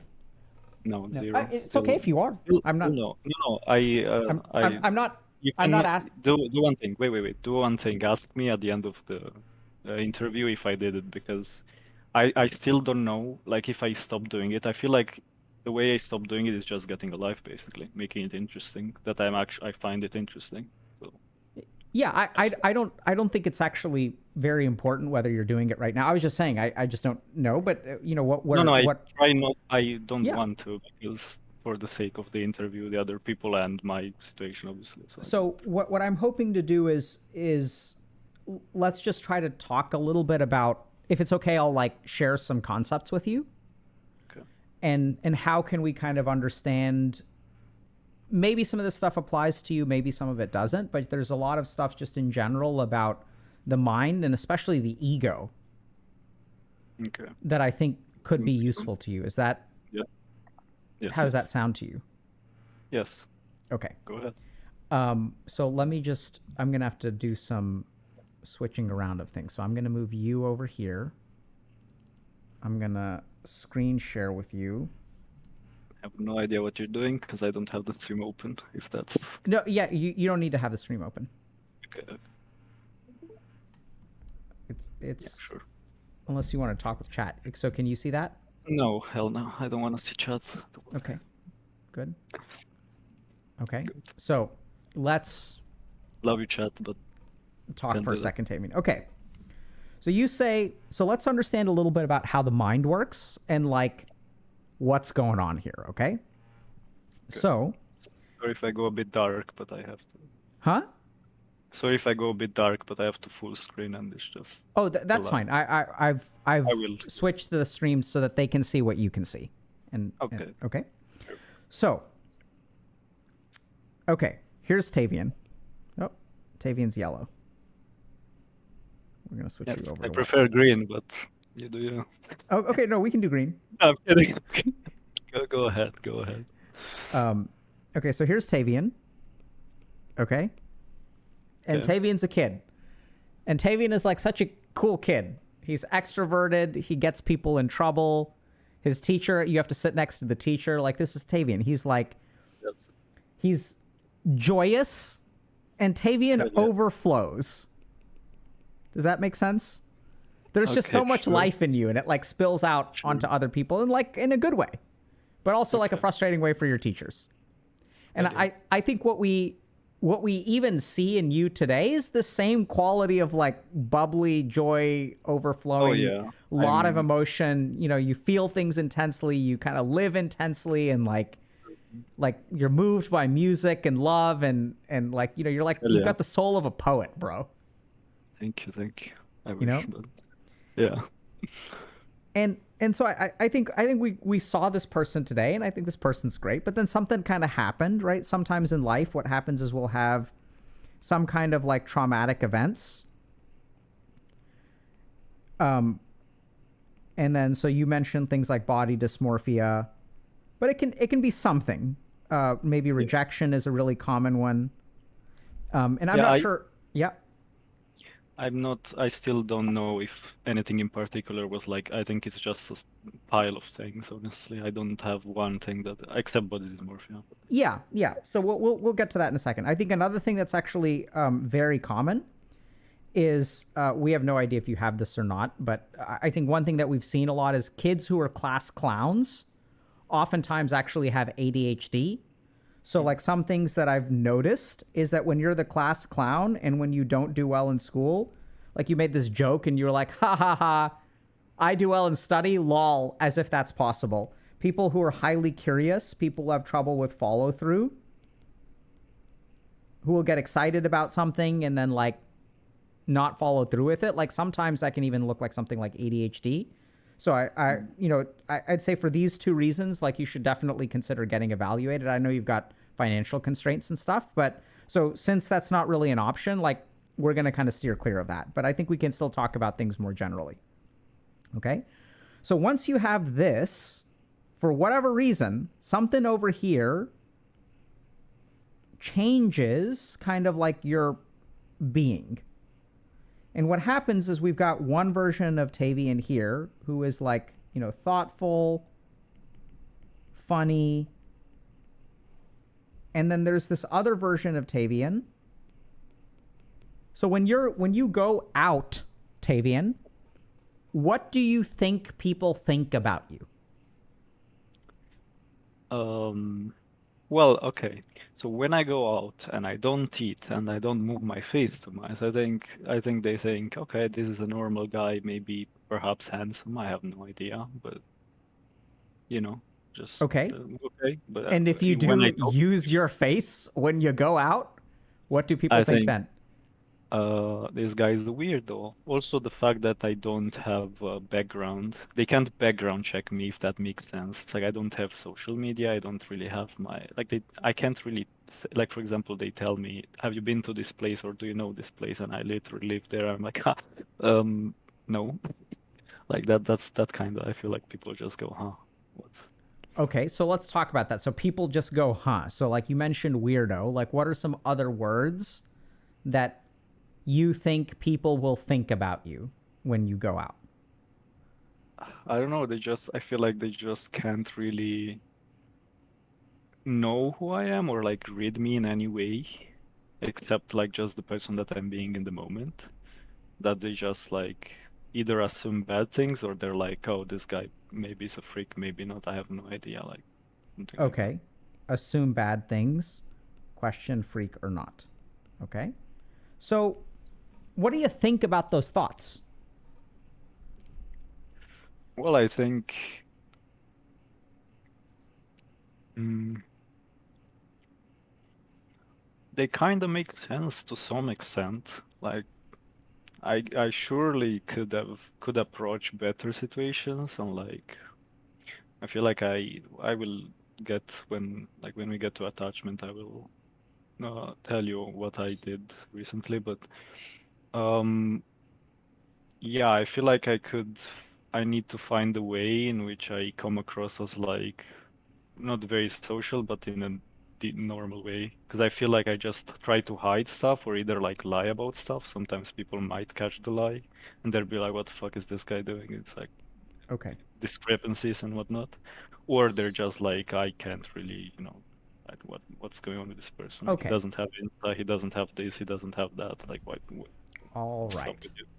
So what makes it hard for other people to see this person? Why Well, can't they it's just see that? that person comes out when I get like in a deeper connection with someone. Or like I just when it's like normal interactions just to get to know people are very like small talkations, like just random and I don't really like that. I just, so I don't engage too well in that. Or like I mean, it sounds I, like you're a I, good conversationalist. perhaps, but it's like when it's in person, sometimes people talk about a lot of right, like mundane things that I'm not really, especially like for example in at my place, like oh I've been to this place and this guy did this and this, and I'm like I don't fucking know any of that. Like so I don't know exactly what to say about the stuff. Okay. Okay. So let's just understand like a couple of basic things. So like this is the person that you are, right? Okay, yes. And so I'm gonna ask. Well, I was gonna ask leading questions, but I'll just kind of say it. So I think that when you lie about stuff, this is a way that you come across as something, Yeah. Oh yeah, right? definitely. That's why I try And not if to you like. have a 70% win rate, Mm, you come across as something. Does that make sure. sense? Yeah, so I just come across as cool. Yes. Right? And you mentioned Right. that earlier too. So you don't believe you're cool, so it's very important for you to come across as cool because you're Yeah. assuming all this kind of stuff. So this is a very very common kind of like thing, like so we can sort of like understand almost from an eastern perspective. So what I would say is this is the real you. This is actually your ego. And when it Mm, comes to your ego, it's like the ego is like a mask or an identity that we wear, right? So ego is like attributes of ourself, like successful or mm, man or yeah. doctor or rich or handsome or ugly. Like who we really are is not, that's just a feature of us. So if, for example, I consider myself handsome and I'm in an accident and I have a scar across my face, even though I'm no longer handsome, I'm still me. Does that make Yeah. sense? Yeah. So even if you are a success or a failure, you're still you. You're still the same person. Success or failure is an attribute of your identity, but that's like a different kind of thing. And this can be really confusing for people because what a lot of people think is that who they are is their ego. And this is also where I don't hear like perfectionistic language from you. What I hear is language about coming across a particular way. So when I talk Yeah. to people who are perfectionistic, they're usually like, if there's 100 questions on a test and I get 95, they still 95 of them right, they still beat themselves up because they didn't get 100.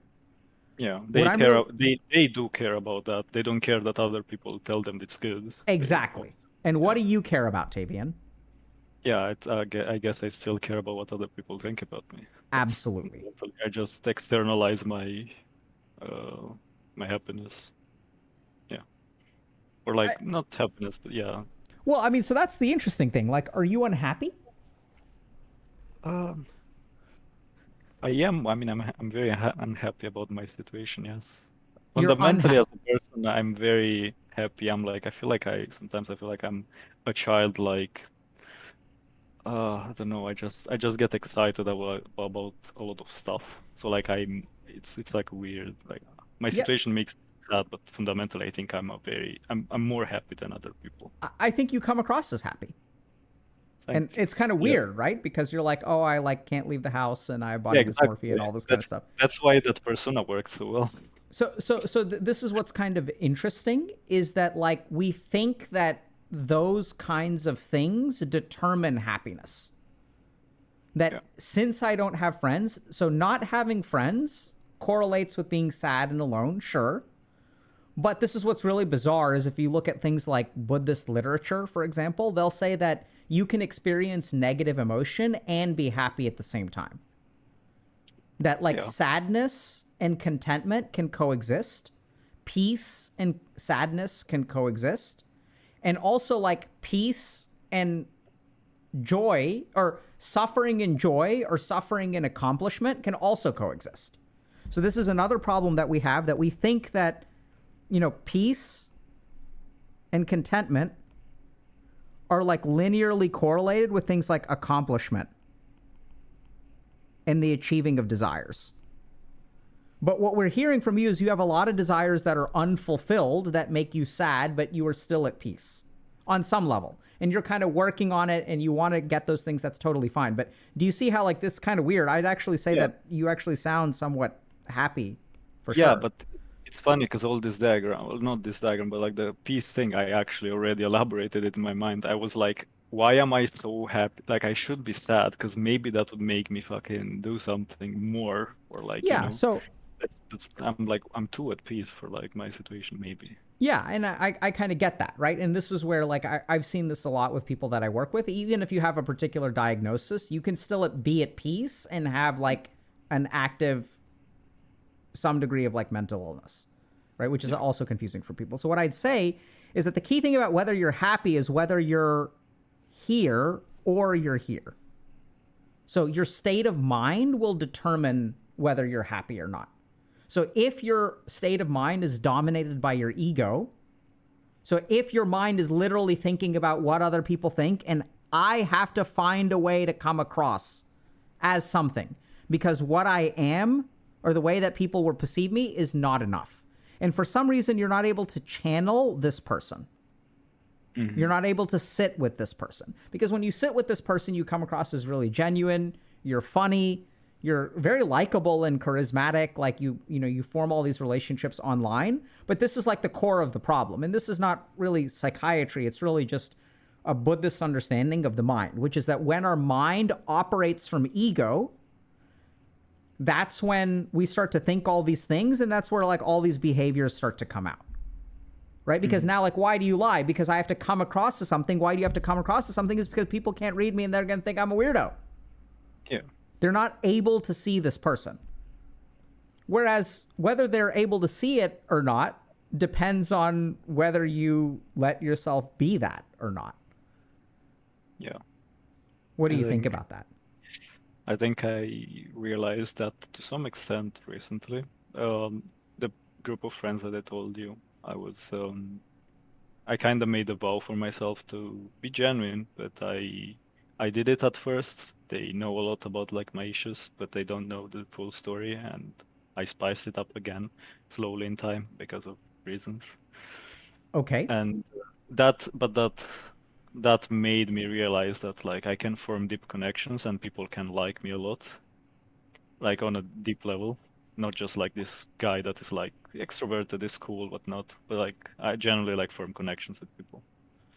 So let me ask you one question. And this is going to be the most important question. I don't know if you have an answer, but hopefully you can help us, Savian. How can you be more genuine?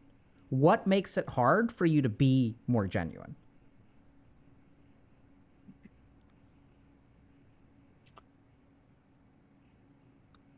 For me, uh, hmm, okay, online, the fact that I don't really have, well, the fact that who I am is tied to my real life experience, which is very empty and there isn't much going on. Like I just don't really have a life. So I feel like I don't know, maybe I can separate the two, but I just if I'm really myself and like I'm genuine about like I start being genuine about everything, and if I'm genuine about everything I just have to tell them, oh look, I am this person that doesn't go out and doesn't do stuff like I would like to, but so that kind of I wouldn't do that. Like I feel like people would think I'm a weirdo because I don't go out, despite me coming across like as a cool person maybe. Okay. So we're going to learn a couple things, okay? Yeah, So you like can be genuine without sharing all of your genuineness, yeah. right? So you Mhm. don't have to tell people, hey, I've been stuck at home for 5 years, Exactly. Yeah, okay. Yeah. right? We will touch on that. We will touch on that because I've been doing that with one person in particular, literally these days, and she seems to like me. But yeah, okay. Yeah. So like, I'll ask you, like, what makes it hard for you to be genuine with people? Like, why can't you just be this person when you go out?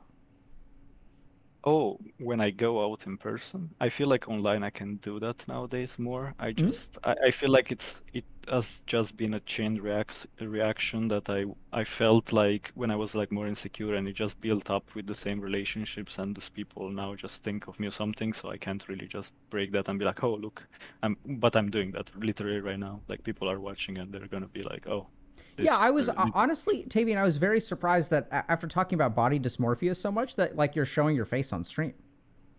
Yeah, so that's the thing. It's I have particular situations in which like if I eat, because like my jaw goes backwards, if I like make expressions and whatnot that are like in a certain way, but like on cam, I in this angle or like whatever, I'm just like I don't look that bad. Like I don't mind myself. Okay. And one thing, it's like when I look at myself less, like I don't check myself, that's something that I learned recently, like for like example, 2 weeks or something, I just avoid reflections. When I see myself, I'm like, oh, I don't look bad, because like usually I would have insecurities about other stuff too. So this definitely body dysmorphia, even if I have like a condition.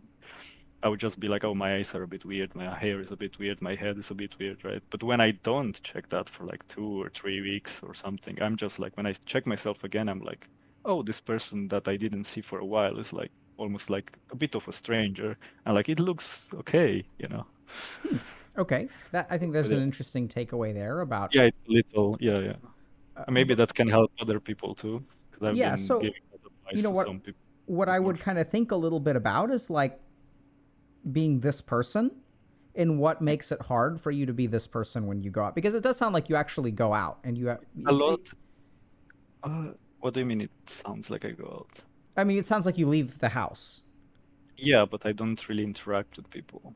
Like I just don't. I'm out there. I just take walks, but I don't actually interact with people. And I just have earphones and I listen to music and think about stuff. okay. Okay. Yeah. So I mean I think for people who even do go out some and do have some interactions, I think this discrepancy is really important. Where the more that we sort of operate from our ego, which is like, oh, these people think I'm weird. And this is where there's like another really important thing. When you're this, so what the other thing that tends to happen is when we Wait, and operate from, I thought, sorry, yeah, sorry to interrupt. I will add something because go ahead. I don't know why I didn't say it, but like when I laugh, I don't know why it doesn't bother me too much here, but in person, it's like I feel like I look way worse when I like express myself face-wise. Like when I laugh, when I I just feel like my looks just deteriorate further. So like for example, my nose drops and stuff like that because that happens. But like, you know, I'm just so I tend to be very bitch face, I guess. Yeah, that's not going to help your social interactions. Exactly, exactly. So that's definitely a big thing. I avoid laughing, or if I do, or like I do, but I just keep my mouth closed or like stuff like that. It's just, it's a bit of a mess. I know. Yeah, That sounds hard, dude. yeah. I've had a discussion with someone about this. I've talked to two people in particular about like my dysmorphia deeply, people knew that group of people knew that I had dysmorphia, but not really exactly what is going on. I talked to like two people in particular that right now are watching, I think. And I was like, I'm so exhausted of this life. This is like I can't anymore. You know, just I I feel like I'm reaching a point where I'm just gonna like do stuff and suffer until like I feel better because I don't know.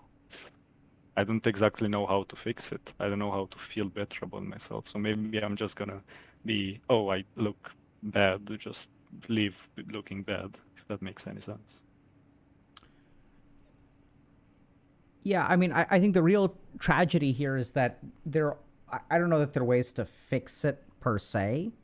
Like in my Mm. clinical experience, body dysmorphia can be very hard to fix. I actually, yeah, can I But say, yeah, go yeah, ahead. yeah, yeah. I will. So I thought about like a couple surgeries that would be like very big for my face, actually, like objectively, like measurements. I don't know what's, like not. I would literally like get nose surgery and my jaw surgery. And I feel like those would make me feel at least at peace with like going out. I think I would still have dysmorphia, but I think the jaw and the nose, not really. I don't really care that much about the nose, but the jaw thing, it's like if I get it fixed, I could actually eat outside and like feel normal because it's sort of a deformity, at least, you know. But the rest, I feel it's kind of disconnected. I still feel bad about it, but it's like, as I said, I can cope with it by not looking at mirrors and stuff like that. And once I start feeling better, it might be a bit in my head, but I feel that if I get my jaw fixed, I would just be okay with the amount of pain that would be lower of just interacting with people and thinking I'm like kind of ugly, but I don't really. It's not as big as my jaw. Like that. That's the main thing.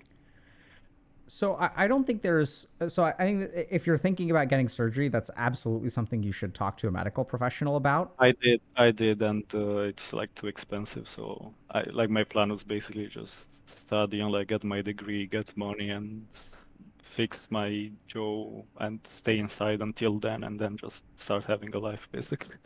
Well, I mean, if that's the plan, that everyone has to decide what plan is right for them. One thing I would encourage Yeah. you to consider is if you're saving up a pile of money for jaw surgery, that you consider seeing a therapist, which you also don't Yeah. have money for, maybe first.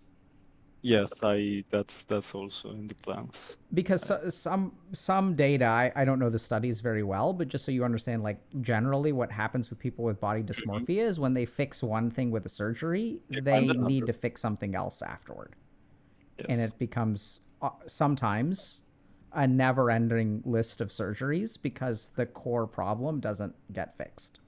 I know. But that's the thing. It's a weird line to like it's because I generally have like this thing that is, but at the same time, maybe I shouldn't be as much bothered about it, right? Well, so here's kind of like an interesting question. So if you got the surgery, what do you think that would change about your mind? My mind, I would be like, okay, I can actually go eat now and interact with people and see where that leads. And I feel like for me, validation, it doesn't do much, but it kind of does. Even Okay. if I don't want to encourage it, but like just having, for example, in the period that I had like my ex, I went out more. I felt like I was worthy, I guess, in a sense. Right. Because So I was validated by someone else, which is not the optimal way to be, to live just by external validation, but sure, you know. yeah, well, I mean, I think the trickier thing is like when people validate you, like if I said I think you have a nice smile, Tavian, how would your mind react? Well, I said thank you. Just I am like, yeah, but you don't actually know that in certain angles, blah blah blah, or like in person, or like I have this teeth that is, stuff like that. So let's just look at that for a second, right? So and I think this is what's kind of maybe I'll switch back to um, the interview, but Okay. give me a second.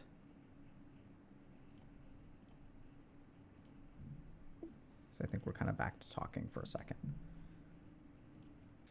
So let's understand a couple things. So you're saying that, okay, let's say you, so let's just like walk through the scenario, okay? I'm not recommending that you do get surgery or don't get surgery, but a couple of things that I've kind of observed in general is that when people get surgery, what they're looking for is a change in mind by a change in appearance. They think that their mind will start to think differently if they get surgery. And so Mm. what you're saying, and then you'll get validation, right? You're saying that, okay, like we get validation because people will say, what do you think they're going to say once you get surgery? Uh, so that's an interesting thing because, oh my God, I don't even know how to elaborate all this thing. So like, well, I mean, people that don't know me, okay? People that don't know me will just be like, I wouldn't really say. You mean people that already know me and just go, oh, he got surgery, or just people in general? Like, I don't think they would say anything. They would just be, oh, this guy actually looks normal, which I don't think they do now. So it's like, Okay, so if I told you that I think you look normal, What does your mind do with that thought? I think in this particular situation, I look normal. And I actually look normal when I don't eat. And sometimes I look bad because of expressions, but in this case, I'm kind of comfortable. Okay, I mean, so I know this sounds kind of weird, Tavian, but I don't want you to sort of think about not really black yourself. and white. Yeah, yeah. But I want you to notice what your mind does. So when I say something that is validating, and everyone out there who's got some kind of self-esteem problem should really pay attention to this. When I say, I think you look normal, what does your mind do? It starts to overthink and just like find ways in which it thinks you're not right in some way. 100%. Yeah. So when I say something, does it actually validate you? To some extent, but it's also bad for me because I have Let's this let, persona. This let's persona let's not also get there. looks. Hold on. Let's not make judgments. Let's just Yeah, first understand what happens within the mind, okay? So now what you're saying is that even though you even acknowledge that you look normal in this light, yeah. then your mind adds a but. Mm-hmm. So what I've seen, I have no idea if this is going to happen with you. What I'm concerned about is when people have some kind of surgery and people say, no one says, hey, you look normal now, bro. No one's ever going to say that. But even if someone did say, hey, you look good today, what your mind could do, and this is what's really terrifying, is it could say like, yeah, my eyes. huh? Yeah, but my eyes, my nose, my Yeah, hair. or the only reason I look normal is because I had the surgery.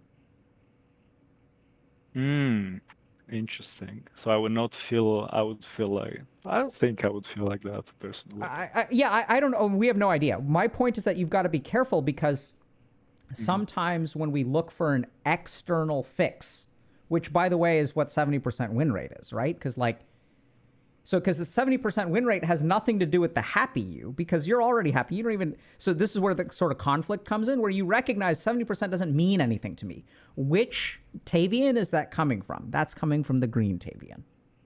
Yeah. What's coming from the red Tavian is I want the 70% win rate. And what does 70% win rate do? It challenges, I'm a weirdo, there's nothing interesting about me, all that. And so that's like all operating at the level of ego.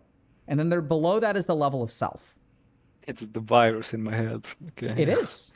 That's how a friend of mine called it. This Yeah. virus in your head that makes you think you're not enough. I hate it. Blah, That's blah, a brilliant way to put it, right? And that's the problem, is that when you try to appease the virus in your head, what happens? You started exercising. Yes, I started just getting better, I guess, at like externals. And I think what that does is that builds up the green Tavian. But the virus in your head, no amount of exercise has let you leave the house. Yeah. I feel like I just did all this self-improvement. I actually did something, but didn't really do anything. There is something missing. So that's the key thing, right? Is because what you're working on is this bottom part. And this is why, like, it's weird that someone, like, if we were to ask, 10 people on the street, hey, if there's a guy who says he's got body dysmorphia, hasn't left the house, has no friends in real life, do you think this person would be happy? They'd say, hell no. How could that person be happy?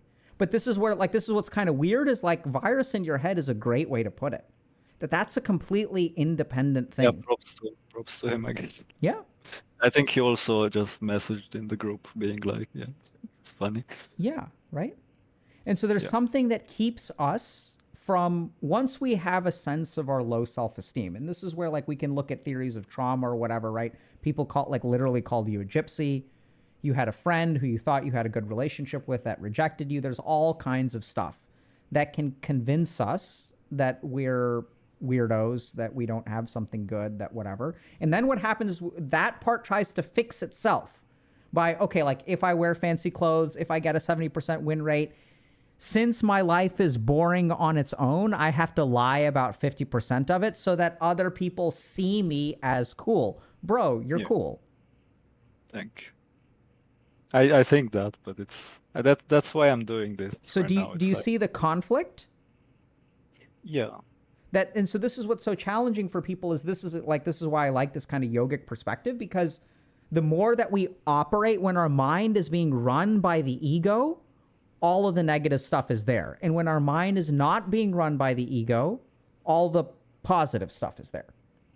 And so the real goal is to move. I mean, there are two goals here. One is you can fix that stuff up above, which you can do through things like therapy and stuff, which is like seriously like probably a good idea for you. So I know that you've got financial constraints, but and then down below, I can get it, I think, there's also this kind of like, this is where we're sort of starting to incorporate like mindfulness into therapy. But what is mindfulness adding? It's not truly therapy. Mindfulness is working on this other aspect. That once we start to develop mindfulness, you can even look at studies on things like ketamine and some of these like novel, psychedelic treatments that are being studied and stuff like that. Like, I really don't recommend people use them because we just don't know what the dangers are. And everyone hears about the positives. No one hears about the tragedies and the PTSD and all that kind of stuff. But if you look at what happens in the brain when we use some of these novel treatments, is they disconnect us from our ego. Okay. And I think the really tricky thing is that there are some scenarios in which you can be yourself. But there are some scenarios where... There is one scenario that is scary, which is alcohol. Yeah. Same, just kills my anxiety. I just start being the friend of everyone. Right? Which is it's very scary. That's why a lot of people drink, I think. Yeah, absolutely. So I've done a fair amount of addiction psychiatry work, and I think what a lot of people don't understand about addictions is that they're not problems, they're solutions. So the coping mechanism. It's way more than a coping mechanism. Yeah. It fixes your problems. So the hardest addictions I've ever had to treat, there's one person I'm thinking of in particular who had a really bad addiction to marijuana. And the problem was, people will say, oh, you can't get addicted to marijuana because you don't develop a physiologic tolerance. But the real challenge was this person felt normal when they were high. Yeah. They got to live the life that they see everyone else living when they're high. Everyone else is out there and they're able to have fun at a party. I can't do that. But when I'm high, I get to be normal and I get to participate in life. That's way more than a coping mechanism. It's like a ticket to actually live life. Why weed in particular? Was the person very hyperactive or anything? So that's a good question. So I think if we look at, once again, studies on neuroscience, we know that particular people have a set of neurotransmitters that are responsive to particular drugs more than others. So even if you look at people who use lots of drugs, oftentimes they will have one quote unquote drug of choice. And that's genetic. So I remember reading some people are more prone to alcohol addiction for sure. Yeah. So there is a genetic component. I said neurotransmitter change, but there is a genetic component to that. And there's likely a developmental component to that as well. Yeah. An epigenetic component as well. But,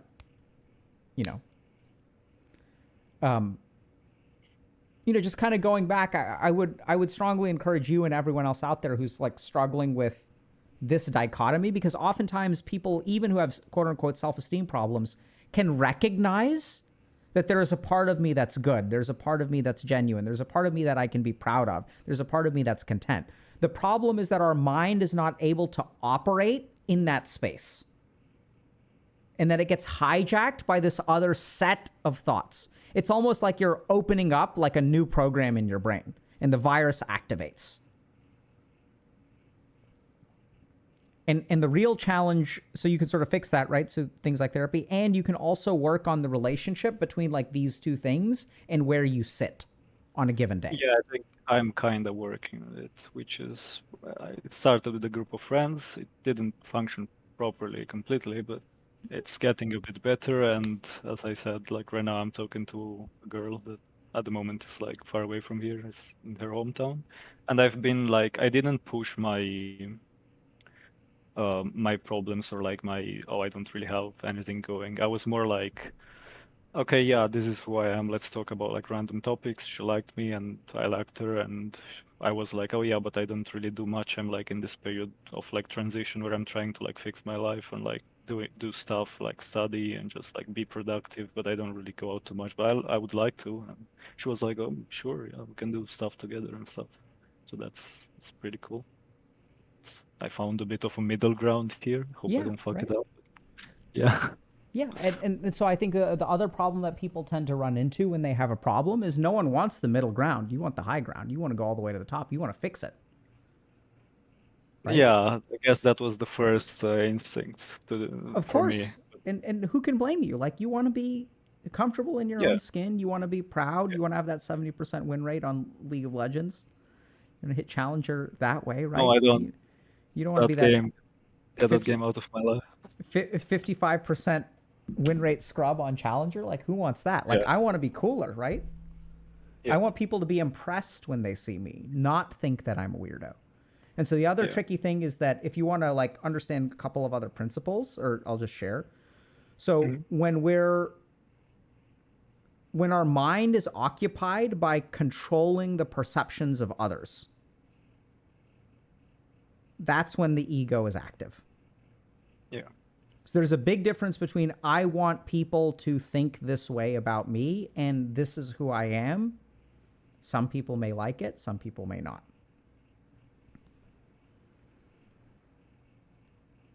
yeah. Makes sense. Trying to Thoughts, work on that. questions? Mm, don't really have. I feel like just feel like I'm on a good path to fix whatever. I feel like this interview is also like it's pretty big for me because it changed the relationship and how people see me, but I've been like fully genuine.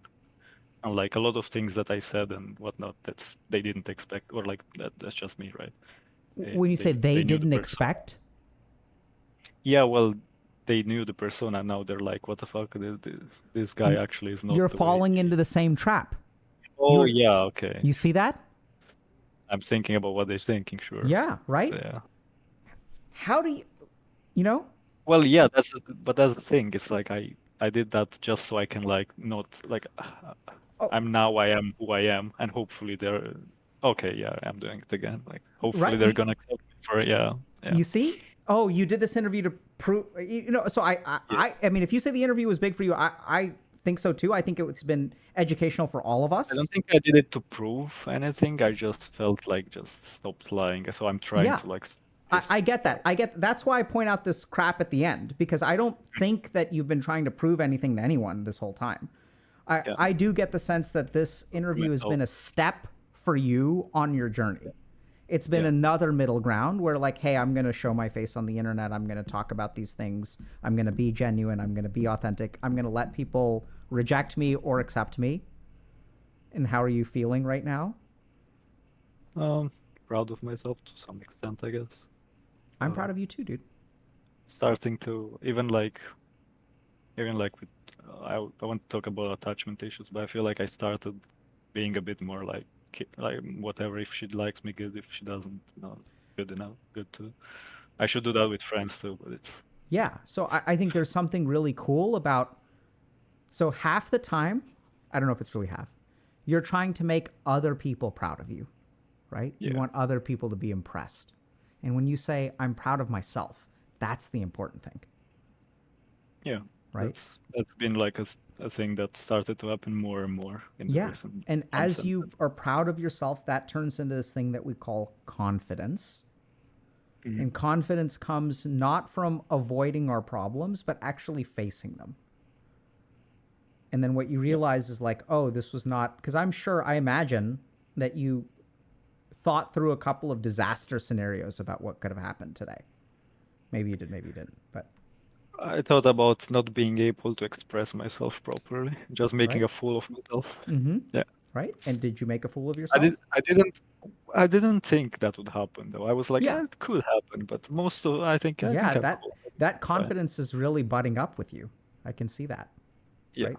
So there are times when people will think, "Oh my God, this will happen," but I'm grateful for what you've offered us today. I don't think it's about succeeding or failing, or I think all we really want to do in these conversations is just hear about the authentic experience of like what your life Yeah. is like, Yeah, of course.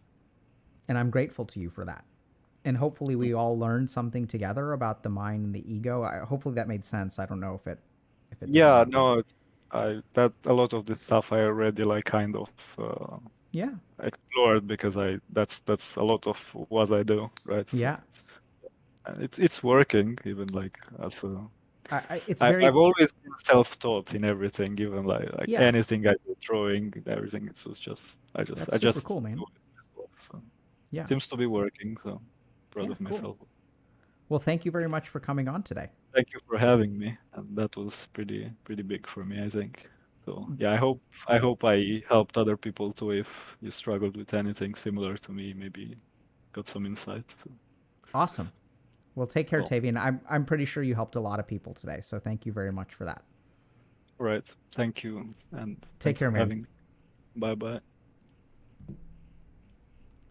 Okay. Questions? Oh, I know everyone's saying get that girl. Let's time and place chat. Did he say love me? I didn't catch that.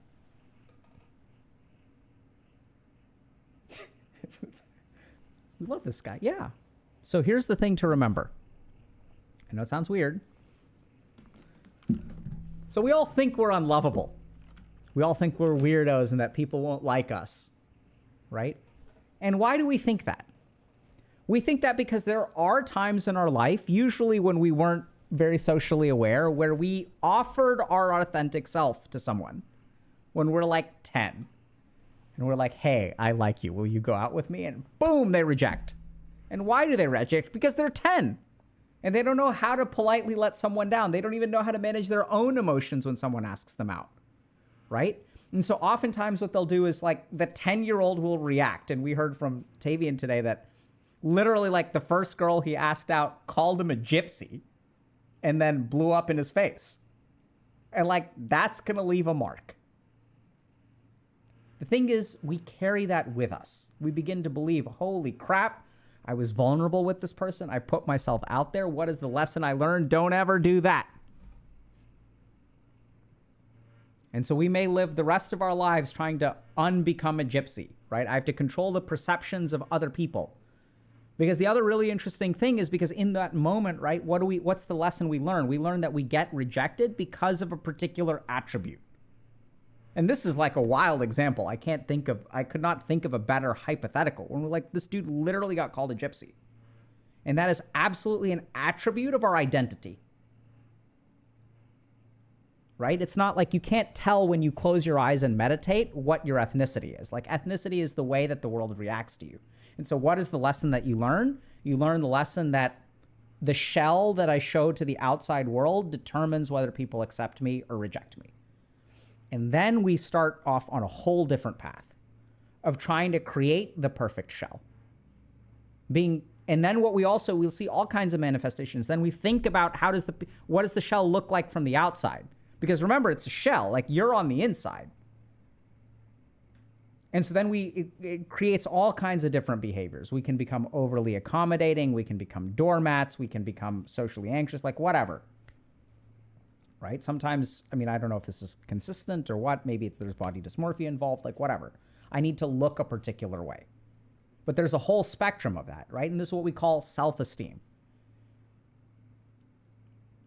So we learn this lesson that the way that I project myself is what matters. And then we stop working on ourselves. Now, Tavian's a little bit different because he's been working on himself. And I think we see it, right? We see that he's confident. We see that I thought he looked okay, but he's not in a space to hear that, so that's fine. And notice as well, so this is the really tricky thing, is that sometimes when we seek validation, or we want, actually not seek, when we want validation, you have to be careful because your mind may reject it.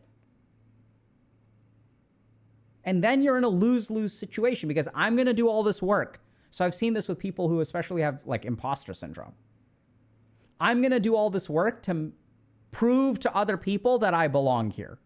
And when I do this work, I'm going to ignore all of the positive validation because even if they say, hey, great job today, you really knocked that presentation out of the park. What I'm going to think, what my mind is going to think is, what are they not telling me? It's a game you cannot win. Right? Like, think about it. You're craving validation. And when someone even tries to give you positive feedback, you're like, what are you not telling me? Why are they saying this? Or what you'll do is you'll say, yeah, I know the presentation was good, but the only reason it was good is because this person was sick today, and if they were here, they would have done a better presentation, and then I wouldn't even be getting this compliment. If you really look at the construction of the mind, virus is a great word.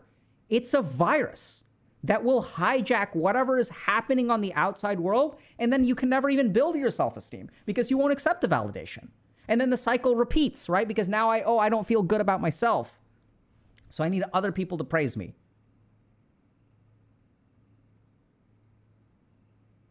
And like, I really like where Tavian is, because like some people get to a point where they start to work on, and what you really have to do is, this is the crazy thing, is if you have low self-esteem, sometimes you got to work on yourself. It's not, I'm going to do this so that someone is proud of me. What you really need to do is, how can you be proud of yourself? And literally stop thinking about what other people think. So there are scientific studies on this. One really interesting technique that you can do. Okay? Originally in imposter syndrome. If you look at people with imposter syndrome, when they do a good job, their mind jumps to circumstances that are responsible for their success.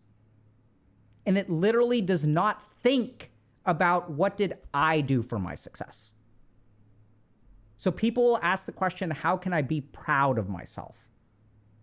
The way that you be proud of yourself is anytime you accomplish something, which each and every one of you is going to do. Your mind will jump to excuses why you accomplished it. Instead, think about, what did I do to deserve this? I'm not saying you did 100% because circumstances matter. But at the least, don't ignore what you did. I'm not saying you deserve success 100%, but the problem is that in your mind, you deserve success 0%. You literally do not think about it. And then we wonder, how do I be proud of myself? You actually stop and you ask yourself, what did I do to deserve this?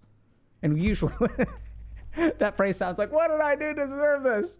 This guy is feeding in mid. Oh my God, what did I do? What past karmas have I done to have this noob on my team?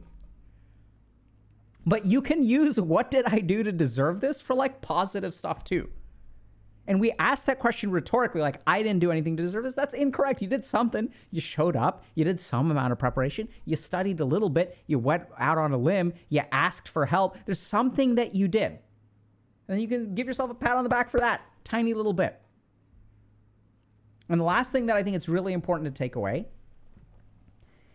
is that when it comes to stuff like this, we oftentimes want to fix our problems. We want it to be gone. And that keeps us from the middle ground, right?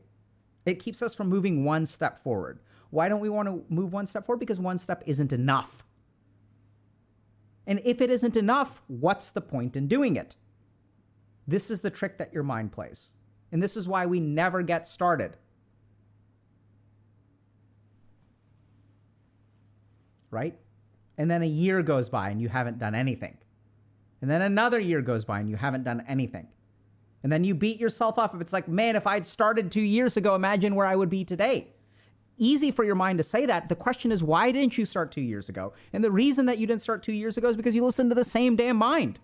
And that mind said, if you start today, it's not going to be enough because this is going to take 4 years or 2 years. You all get that? So in order to overcome this, you need to do something a little bit stupid. You need to do things that are not enough. This is honestly, if you want one bit of advice to transform your life, it is do things that are not enough. I'm failing Spanish. What's the point in studying? There's no way I can get an A. Study. Do stuff that is not enough. Oh, it's too late for me to get a 6-pack before beach season. So I might as well not exercise, because your mind tells you it's not enough, it's not enough, it's not enough. So be a little bit foolish. Do things that are not enough. Do it anyway. Exercise a little bit. Right? You'll be amazed at what your life will look like a year from now, 2 years from now, 3 years from now.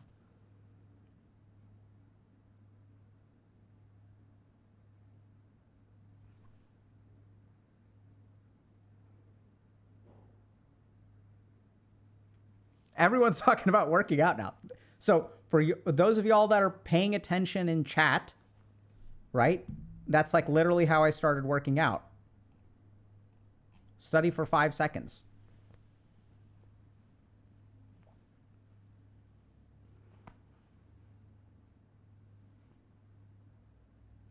Yeah, because like so every time I get frustrated that I can't get things how I want them, hey, go team good enough? Absolutely. So let me ask you something. I'm inviting y'all to join Team Mediocrity. Who wants to join that team? No one wants to join Team Mediocrity, but that's if you want to be on Team Exceptional, you start by joining Team Mediocrity. And when you're on Team Mediocrity day after day after day after day, you don't shoot for the top, right? Because unless you're willing to accept mediocrity, you're not even going to get started. So start off by like, hey, at least I will become mediocre. I may not get a 6-pack, but at least I'm going to lose a couple of pounds. And the bizarre thing is it's people who are on Team Mediocrity day after day after day after day that end up on Team Exceptional. Same people. And this is the big scam, is like, we don't want to join that team because we think it's one thing, but it's actually something else. Yeah, so like Harley Q14 is saying, team just get off the couch. Now, let me ask y'all something. I would join team just get off the couch. Who else would join team just get off the couch? Like, this is great. Right? And a lot of people are saying me. Some people are like, I wouldn't join it. Team get off the couch is like, that's my team, honestly.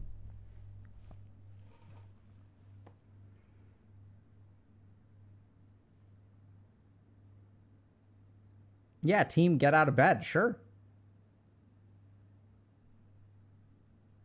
So Classic Tech is saying, what if you're stuck in team crap? Good question. So, what are the features of team crap? Team crap is about circumstance, not about action. Team get off the couch is about action, not about outcome. That's how you get off team crap. Team crap is about what you've accomplished, not what you did. And this is the tricky thing, is that team exceptional is also about what you've accomplished, not about what you did. So both of those are teams of outcomes. And then there's the team that does things, not accomplishes things. And that's how you get off team crap. So PD Fireflies, how do you hold your mind accountable to get off the couch? What a good question. So here's something to understand. So we showed up and we started streaming and we started doing YouTube and all this kind of stuff. And we have these kinds of lectures and we get these kinds of questions. How? So there are a couple of different options. One is you continue watching streams and YouTube videos and stuff like that until something clicks and there's a certain amount of, and the tricky thing with click is that things will unclick.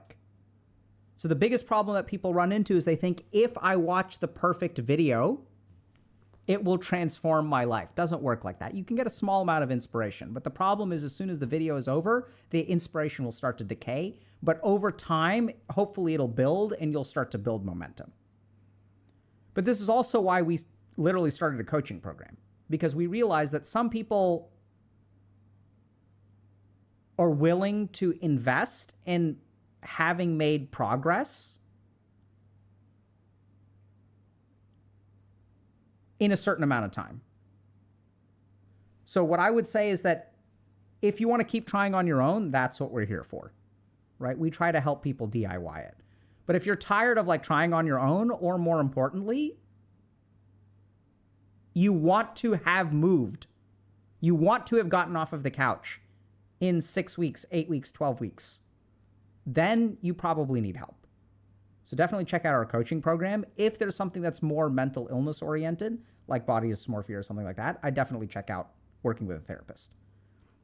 But here's what people don't get. Everyone wants to do it on their own, and y'all will get there. Don't get me wrong. But I learned firsthand the value of getting a lot of help. And what help really does, it's not that you're not going to get there. It's about your rate of acceleration. So part of the reason that we structure the program the way that we do is we're very outcome oriented and time oriented. People will wonder wait, why can't I do coaching for 3 weeks? I mean, you can start and then you can cancel. But the reason that we have the packages that are there is because of the outcomes that are associated with it. So the package length is based on scientific research that shows that what is the amount of time it takes for someone to make a substantial and hopefully sustainable change in their life.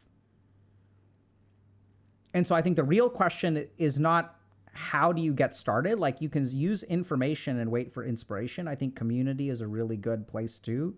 People that can hold you accountable. You also absolutely check out Discord. There's some really cool stuff around fitness accountability and stuff like that. The problem is that stuff doesn't work as well as another human being helping you do it.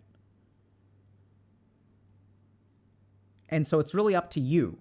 And the main question that I would say is that the main thing for you to consider is, when do you want it done by? Ask a Coach event is about to start. Okay.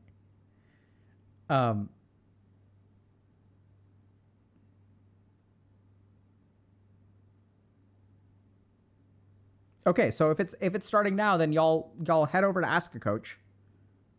And if y'all, just so y'all know, so we've got different coaching events. Different coaching events that are run on our Discord.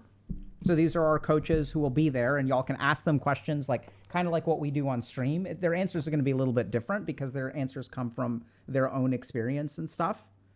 I personally work with every coach on our platform, so they work with me for 8 weeks. And, just to be confident that they can deliver a high value, level of service. And for those of y'all that are curious about it and stuff, hop on. They're there to answer your questions. They'll talk about, you can ask them questions like, how do you develop confidence or whatever. They also run some of our really awesome social sandbox events. So my favorite one recently was on Valentine's Day. We had a social sandbox where people practiced asking each other out. And we had 300 people just practice it, right? Because everyone's like, oh, I like this person. I asked them out. They said no. So here's the wild thing. You can get better at asking people out, right? You can say, hey, I know you deserve someone better than me. And I know that you're amazing. And I know that I don't deserve even an iota of your, toenail clippings. But please, please, please don't ask people out like that. And this is where holy crap, you've got all these emotions that take control of you. So what we try to teach our coaches to help people do is manage their internal emotions so it does not affect the way that they behave and what they say, right? So they'll do things like role play. Hey, let's work through that insecurity. What are you insecure about? What do you want to say? Let's practice it. Let's separate out this mess of emotion that is your internal self from the way that you behave in the world. And we're going to work on that stuff, and we're going to work on this stuff. Okay? All right, so check out Ask a Coach. And for those of y'all that don't want to check out Ask a Coach, who should we raid? Thanks for the sub, Midnight Blue. Much appreciated.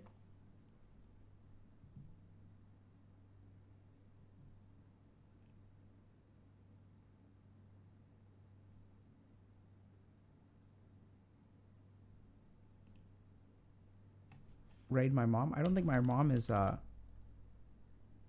Phil Jameson or Grubby. There should be a VOD on Twitch for sure. We'll raid Phil Jameson.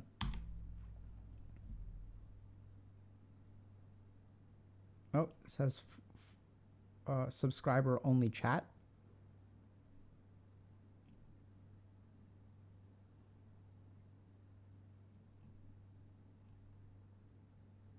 So someone's asking a quick question. How do I get out of bed easier in the morning? So there are a lot of reasons why it can be hard to get out of bed, but I'm going to share with you all one really interesting physiological trick that may help you get out of bed easier in the morning. So our body has a natural circadian rhythm, and we also have a sleep cycle. So y'all are probably familiar with this, but like our sleep starts, there's like phase 1 sleep, and then we kind of go through the sleep phases, and then we enter REM sleep and stuff like that, okay? If you wake up, and the average sleep cycle is about 90 minutes. If you wake up in the middle of a sleep cycle, it is hard to wake up because your mind hasn't completed it. If you wake up in the window between sleep cycles, it is actually easier to wake up. So y'all may have observed this, that sometimes you can take a nap, right? And you wake up and you're super groggy. And sometimes you can sleep less and you can wake up and feel more refreshed. So this is what's really bizarre. If you have trouble waking up in the morning, like let's say you have trouble waking up at 7 a.m., try waking up earlier. Try waking up 1 hour earlier or 2 hours earlier. Because what we all assume is that, oh, I will wake up after 8 hours of sleep and then it'll be easy for me to wake up. Not necessarily. So sometimes you need to wake up after 6 hours of sleep or 5.5 hours, or wake up 2 hours earlier. And then you may be tired at the end of the day, but waking up will be easier. And then if you're tired at the end of the day, you can go to sleep. And then you still wake up at like 5:30 or 6. So one really interesting technique is if you're having trouble waking up and getting out of bed, you may be waking up in the middle of your sleep cycle. So instead, and this is where oftentimes we can't shift it later, right? So you can wake up naturally if you let it finish. But since we can't do that, what we actually want to do is wake up even earlier. And it'll be easier to wake up and you'll feel that more body fatigue as the day goes on, which is actually totally fine. And then you turn in early and then you get a full 8.5 hours of sleep and you wake up at 5:30. So that's how you reset your sleep schedule. Does that make sense?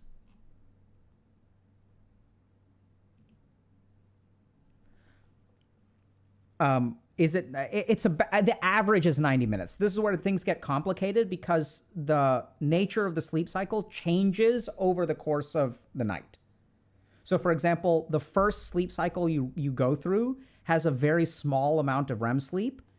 And as you go later on through the night, the amount of REM sleep increases with subsequent sleep cycles. So there's some individual variation, and then there's also progression over the course of the night.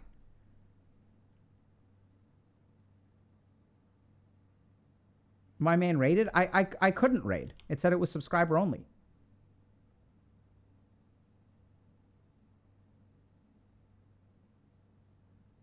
Yeah, so Geronimo 2521 is saying, I wake up, but then I have trouble getting out of bed. I don't want to leave the bed. Instead, I scroll on my phone for a while. So if your brain can get dopamine while staying in the comfort of your bed, it's not going to get up. You want a simple solution? Keep your phone in the next room. Keep your phone out of arm's reach. No phones within 5 feet of the bed if you're having trouble getting out of bed, but you're not having trouble waking up.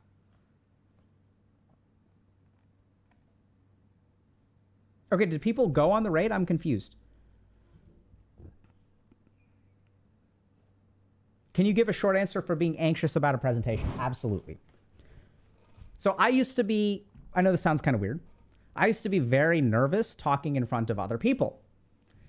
And now, then I started teaching and I started streaming on Twitch and all this other kind of stuff, right? So like now, and this past year I gave a keynote speech at a conference for like 600 people.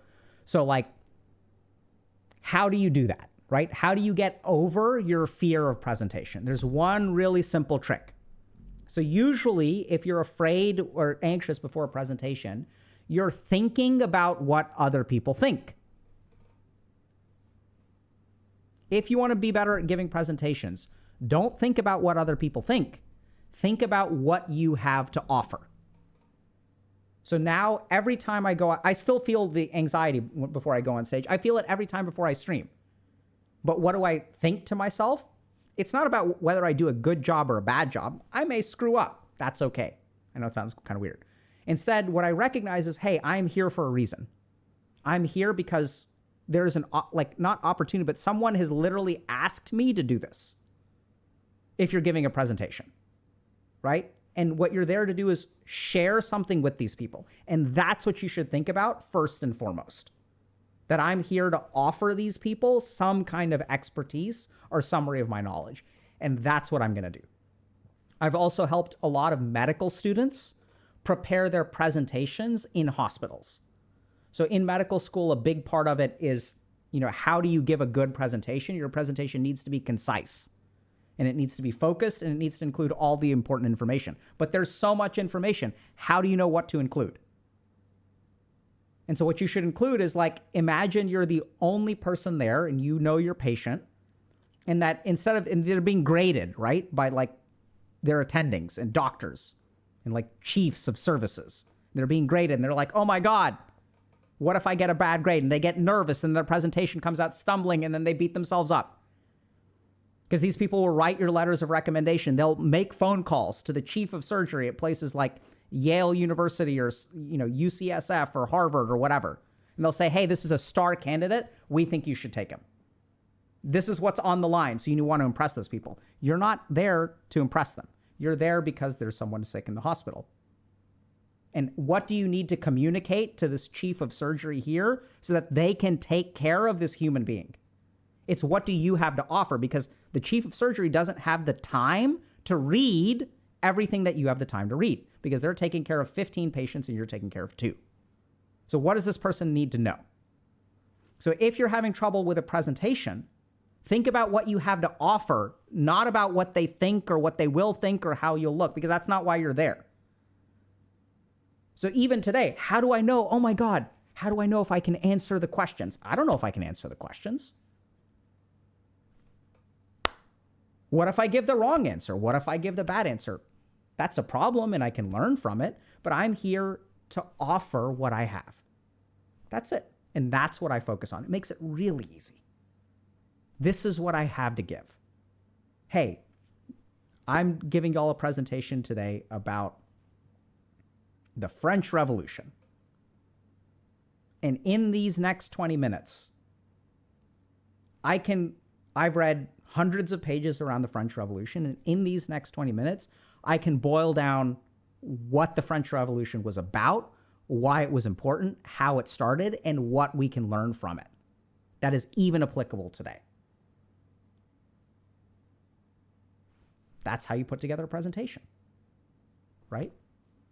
Think about what you have to offer, not what people will think.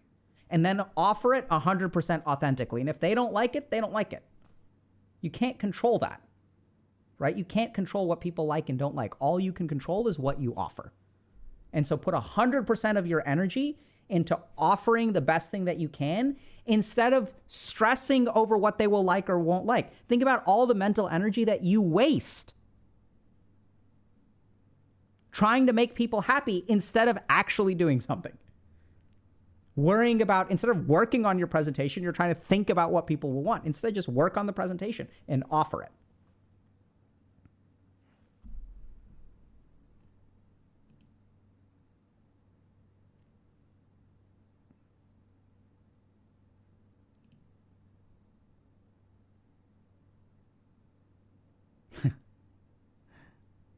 Okay. You're very welcome, James Zero. Thank you for asking it. We would be nothing without y'all.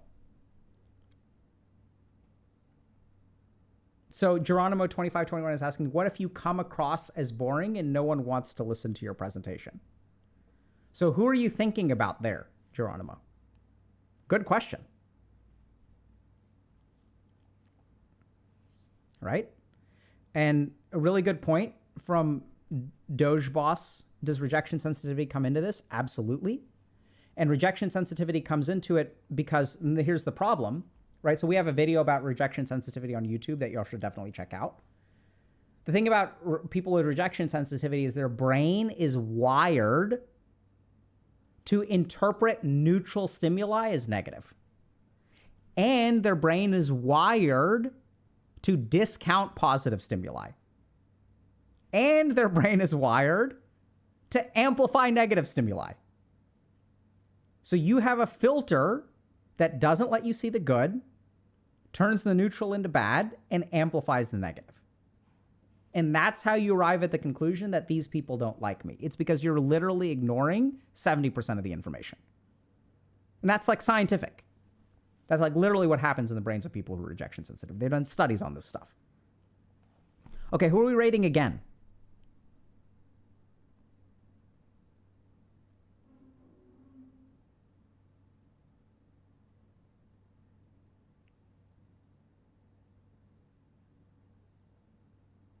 We can rate Shy Lily.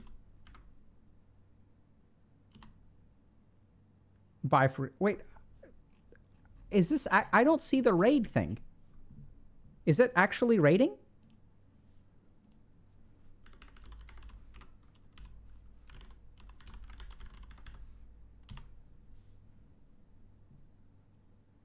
But I don't see a... I can't see it on here. Let me see if... Okay. I see it now. All right. So check out Shy Lily. Send them some positive vibes, and we'll see y'all next week. Take care, everybody.